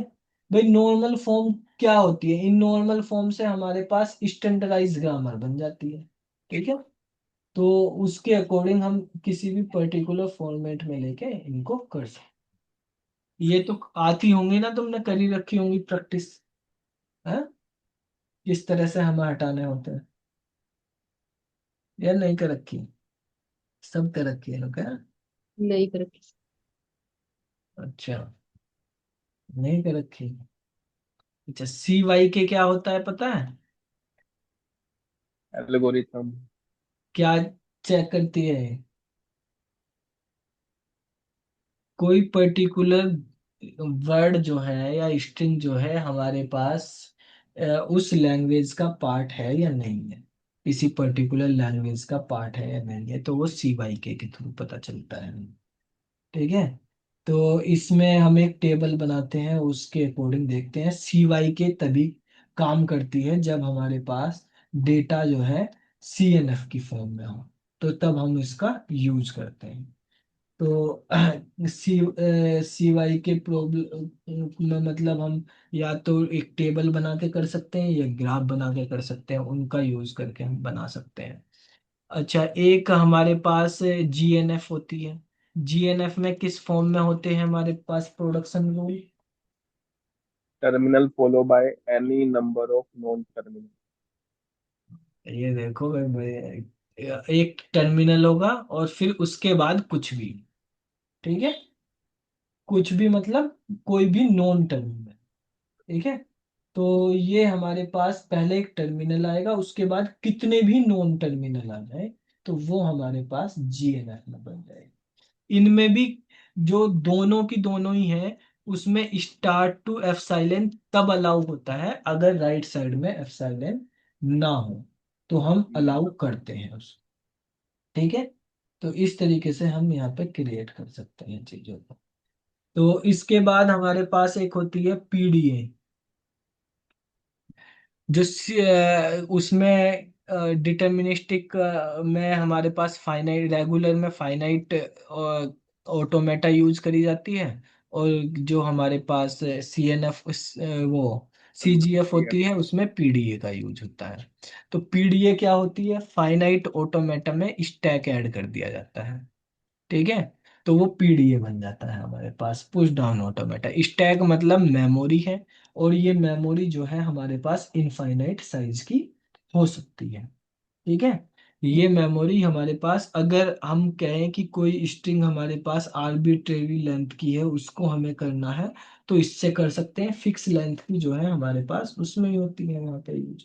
अब जो पीडीए होते हैं, पीडीए के अंदर तीन तरह के ऑपरेशन परफॉर्म होते हैं। एक हमारे पास पुश ऑपरेशन होता है, एक पॉप ऑपरेशन होता है, और एक स्किप। बाईपास। ठीक है। पुश पॉप और स्किप ऑपरेशन होता है। तो पुश ऑपरेशन में क्या होता है कि हमारे पास एक स्टेट होती है। ठीक है। मान लिया Q0 स्टेट है, एक इनपुट होता है हमारे पास उसके बाद। ठीक है, फिर जो हमारे पास टॉप ऑफ स्टैक में चीज है वो होती है। तो लेफ्ट साइड में तो हमारे पास यहाँ पे स्टेट होती है, प्रेजेंट स्टेट। यहाँ पे इनपुट दिया जाता है, यहाँ पे टॉप ऑफ स्टैक होता है। तो जो हमारे पास रिजल्ट में मिलता है, आउटपुट मिलता है, तो वो क्या मिलता है, वो हमारे पास स्टेट मिलती है। वो प्रेजेंट, नेक्स्ट स्टेट कुछ भी हो सकती है, सेम भी हो सकती है, अलग भी, वो डिपेंड करता है किस तरह की वैल्यू हम यूज करते हैं। ठीक है, उसके बाद इन दोनों को कंबाइन करके लिख देते हैं AZ0 को, यानी इनपुट और TOS को कंबाइन करके कर दिया जाता है। जब हम पुश करते हैं, तो पुश करने पे हमारे पास कितने ऑपरेशन परफॉर्म होते हैं इंटरनली? एक तो सर हम चेक करते हैं स्टैक से। देखो, जैसे हमारे पास इनिशियल में स्टैक में क्या रहता है, Z0 रहता है बाय डिफॉल्ट। ठीक है, ये हमारे पास रहता है। तो सबसे पहले हमारे पास, हमें यहाँ पे एक स्ट्रिंग इनपुट करानी है, जैसे ए को इनपुट कराना। ठीक है, तो क्या करेंगे हम? स्टैक में चेक पुश करेंगे सर। अच्छा, स्टैक में ए पुश कर देंगे, पहले जो उसमें लिखा हुआ है उसको हमें निकालना होता है। ठीक है, उसके बाद हमें पहले Z0 को बाहर करेंगे। ठीक है, फिर इसको ए से कंबाइन करके तब हम यहाँ पे AZ0 को पुश पुश करेंगे। कर दें। ठीक है, तो हमारे पास बेसिकली एक इनपुट सिंबल होता है। ठीक है, फिर हमारे पास टॉप ऑफ स्टैक होता है, वो भी हमारे पास जाता है, मतलब ए भी जाएगा और Z0 भी जाएगा, दोनों जाएंगे। ठीक है, तो दो पुश के ऑपरेशन, एक पॉप का ऑपरेशन परफॉर्म होता है। जब हम पॉप करते हैं, पॉप का मतलब क्या होता है? हम पॉप का अगर ऑपरेशन वैल्यू परफॉर्म इक्वल करते मिल रही है तो उसको मतलब डिलीट कर दें। हैं। अगर सेम वैल्यू मिल रही तो उसे डिलीट कर दें मतलब। पोप के ऑपरेशन में हमारे पास कुछ भी पुश नहीं किया जाता, F साइलेंट हो जाती है चीजें। लेफ्ट साइड इसी तरीके से रखते हैं जो भी हमारे पास है, और राइट साइड जो है हमारे पास हो जाती है F साइलेंट। ये पोप का ऑपरेशन होता है। स्किप का ऑपरेशन क्या होता है? स्किप की तुमने वो नहीं करे, इसके पीडीए बनाने की प्रैक्टिस नहीं करी? अरे भाई, बाकी कोई बोल नहीं रहा। सर वो ये HPSC CS वाले बैच में तो ये है ही नहीं सर, ये वाली चीज तो। क्यों नहीं है, सब करवा रखे हैं। उसमें मैंने सारी वीडियो देखी सर, जिसमें कंपाइलर और TOC की इकट्ठी है ना 36 वीडियो। अच्छा, तो डेस्क्रिप्टिव वाले मैं नहीं देखी तुमने? उसमें भी नहीं है सर ये, सब डिस्क्रिप्टिव वाले में भी नहीं है। तो भाई, टीओसी के नीचे वाले में है सर वो। तब टीओसी प्रैक्टिस है फिर वो। प्रैक्टिस वाले में भी है, उसमें भी सब में है ये तो। सारे करवा रखे हैं ये बनवा के, क्यों नहीं है? उसमें सब। कि तो बहुत सारे वे करवा रखे हैं, और पीडीए बनाने नहीं आते तुमको? सब पीडीए के कोई क्वेश्चन भी नहीं कर रहा, सब वही वाले कर रहे हैं। ए भाई, पूनम, हाँ जी सर। आती है तुम्हें पीडीएफ बनाने? ये इतने सारे 27 वीडियो तो सर हिंदी पीडीएफ वाला तो किया मैंने, एएन बीएन को सीएस बनाना था पीडीएफ। के पीडीए ट्रांजिशन फंक्शन जो भी मैं बता रहा वही है, ये पीडीए के ये ट्रांजिशन नहीं पढ़ी फंक्शन। सर मैंने, ये सीएनएफ ना, मैंने ये वीडियो देखी। फिर मैंने जिस ग्रुप में देखा पीडीए उसमें थी। बनाने का ये है कि किस तरीके से पीडीए बनाई जाती है। सर ये कौन से फोल्डर में है, एक बार बताना। ये इसके अंदर है, वाले में, टीओसी प्रैक्टिस सेशन में। चलो एक वो बता देता हूँ मैं पीडीए बनाते कैसे हैं। ठीक है, सबसे पहले तो आपको ध्यान रखना, पीडीए उसी की बनेगी अगर हमारे पास कंपैरिजन हो रहा हो स्ट्रिंग का। ठीक है, यानी कॉन्टेक्स्ट फ्री ग्रामर में कंपैरिजन होता है। तो जैसे अगर मैं कहता हूँ कि हमारे पास एक लैंग्वेज इस तरीके से दी हुई है, ए की पावर एन बी की पावर एन, जहाँ पे n greater than equal to one है। तो अगर ये सेम है हमारे पास, तो ये कॉन्टेक्स्ट फ्री है। अगर ये डिफरेंट होते तो ये रेगुलर होती। ठीक है, तो जितने ए हैं उतने ही बी हैं। तो एक ए के पुश के लिए इसको हम पॉप कर सकते हैं, दोनों एक साथ हमारे पास हो जाएंगे। तो देखो इनको कैसे करेंगे, इसकी अगर हमें पीडीए बनानी, ठीक है। तो पीडीए बनाने के लिए आप सबसे पहले एक स्टेट लेंगे, स्टार्ट स्टेट मान लिया वो Q0 है, ठीक है। इसमें कैसे होगा, हमारे पास स्टैक के अंदर आप देखेंगे ये हमारे पास स्टैक है, स्टैक में सबसे पहले हमारे पास Q0 होती है।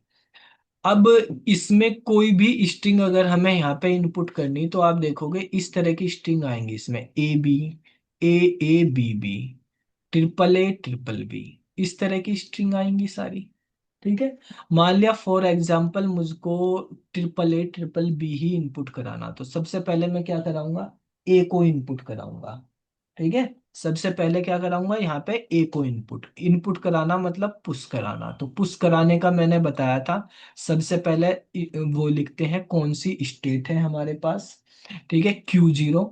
और उसके बाद हम यहाँ पे लिखेंगे Z0, ये टॉप ऑफ स्टैक है। हमें ए इनपुट कराना और यहाँ पे Z0 देना, ठीक है। तो रिजल्ट में हमारे पास क्या मिलेगा, Q0 A Z0। तो हमें ये जो हमारे पास जब हम यहाँ पे बनाएंगे, तो यहाँ पे क्या करेंगे, इसी तरीके से लिख देंगे कि एक ऑपरेशन हम सबसे पहले करें A Z0। जब मशीन बनाते हैं तो मशीन में स्टेट लिखने की जरूरत नहीं होती, मशीन में केवल इनपुट और आउटपुट लिखने होते हैं, ठीक है। स्टेट तो ये हो ही गया यहाँ पे Q0, ठीक है, ये लिखने की जरूरत नहीं है यहाँ पे। तो यहाँ पे हम देंगे, तो यहाँ पे इस तरीके से डिफाइन करेंगे कि भाई हमने क्या इनपुट कराया, A Z0 इनपुट कराया, ए इनपुट कराया, Z0 पहले से ही है, तो हमें रिजल्ट क्या मिला, A Z0 मिला। तो इसके अंदर ए चला गया। अब फिर क्या इनपुट कराना, फिर से ए इनपुट कराना। तो फिर से ए इनपुट कराना, स्टेट अभी हम यहीं पे हैं, ठीक है। तो Q0 पे ही ए इनपुट कराना हमें, ए इनपुट करा के इसमें पहले से क्या है, ए है, ठीक है। तो रिजल्ट में बताओ यहाँ पे क्या मिलेगा, ए मिलेगा।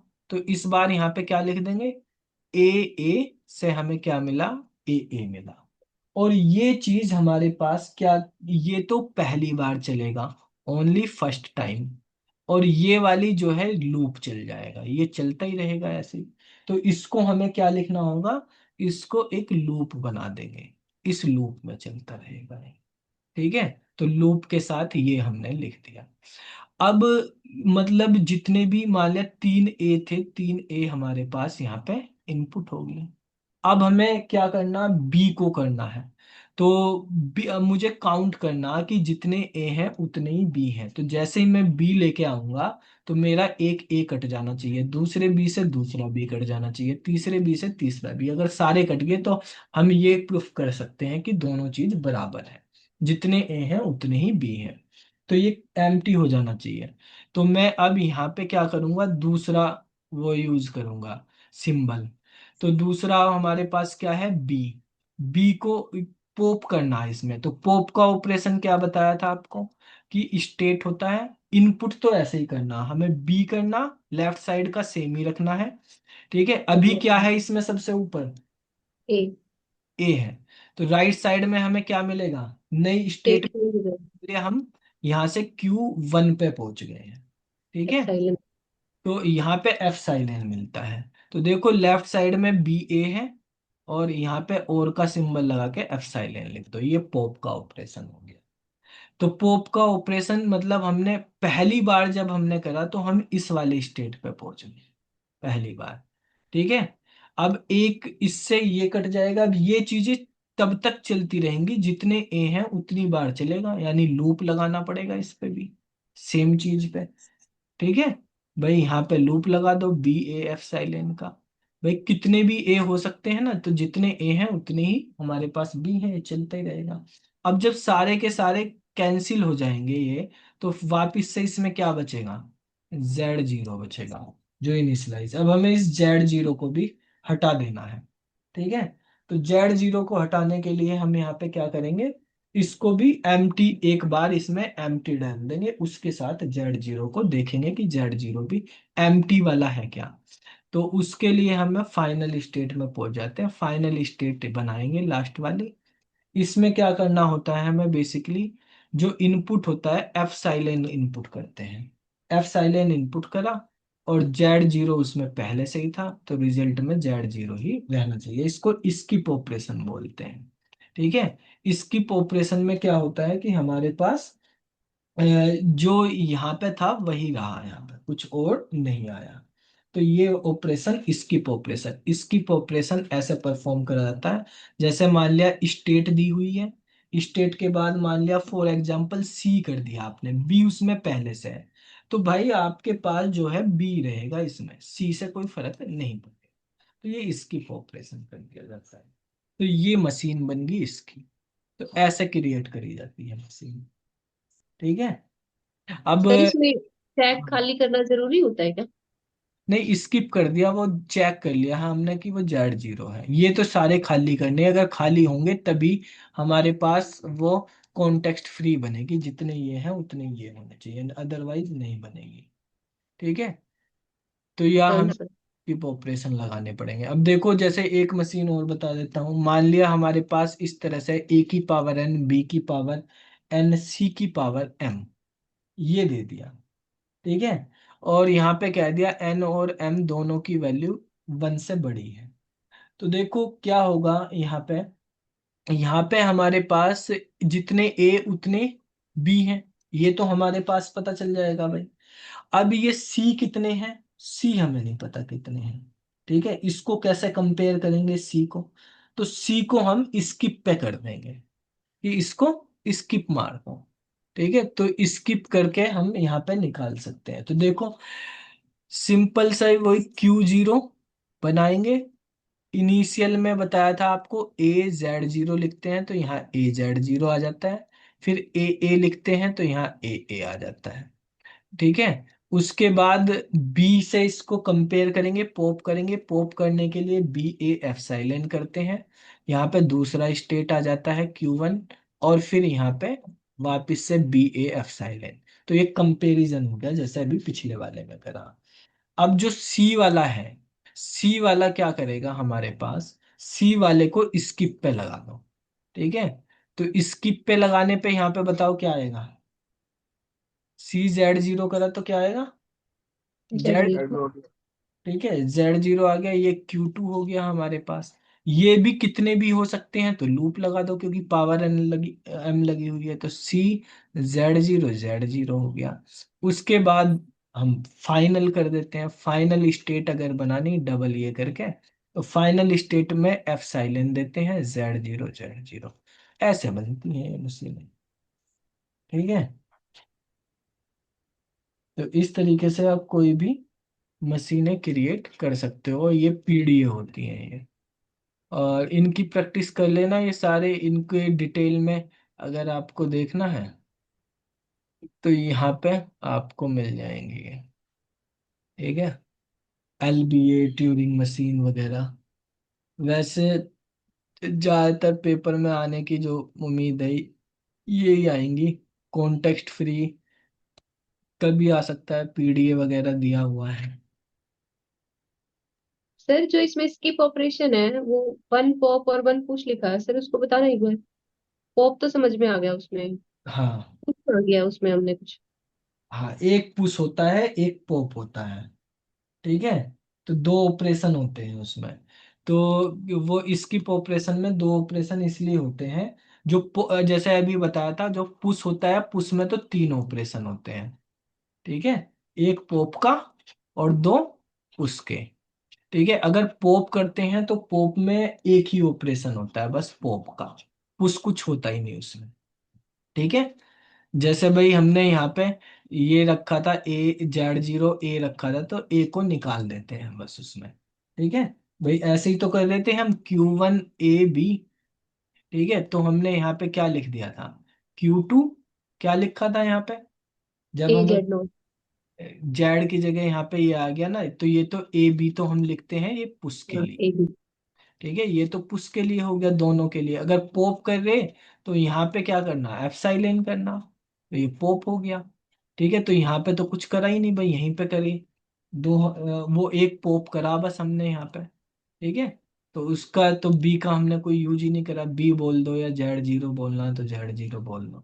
अच्छा, स्किप में क्या हुआ, जैसे ये बताया था Q1 C B है, तो आपको क्या करना, Q2 B करना है। ठीक है, तो आपने क्या करा था, बी मतलब पहले से ही उसमें मान लिया यहाँ Z0 और यहाँ बी है, इस बी को स्किप करना, तो पहले इसको निकाला, यहाँ पे लेके आए हो आप, TOS को इनपुट करा यहाँ पे। ठीक है, जो भी स्टैक का टॉप है यहाँ पे इनपुट करा है। ठीक है, और पॉप करा, पहले तो यहाँ ले जाने के लिए पॉप करा और यहाँ पे फिर उसको पुश कर दिया। कोई दूसरा तो करा नहीं, एक ही करा, तो एक वो हो गया, इनपुट हो गया, और एक पुश हो गया, और एक पॉप हो गया। ये होता है। तो स्किप के अंदर हमारे पास एक पुश और एक पॉप, उसी को वापस कर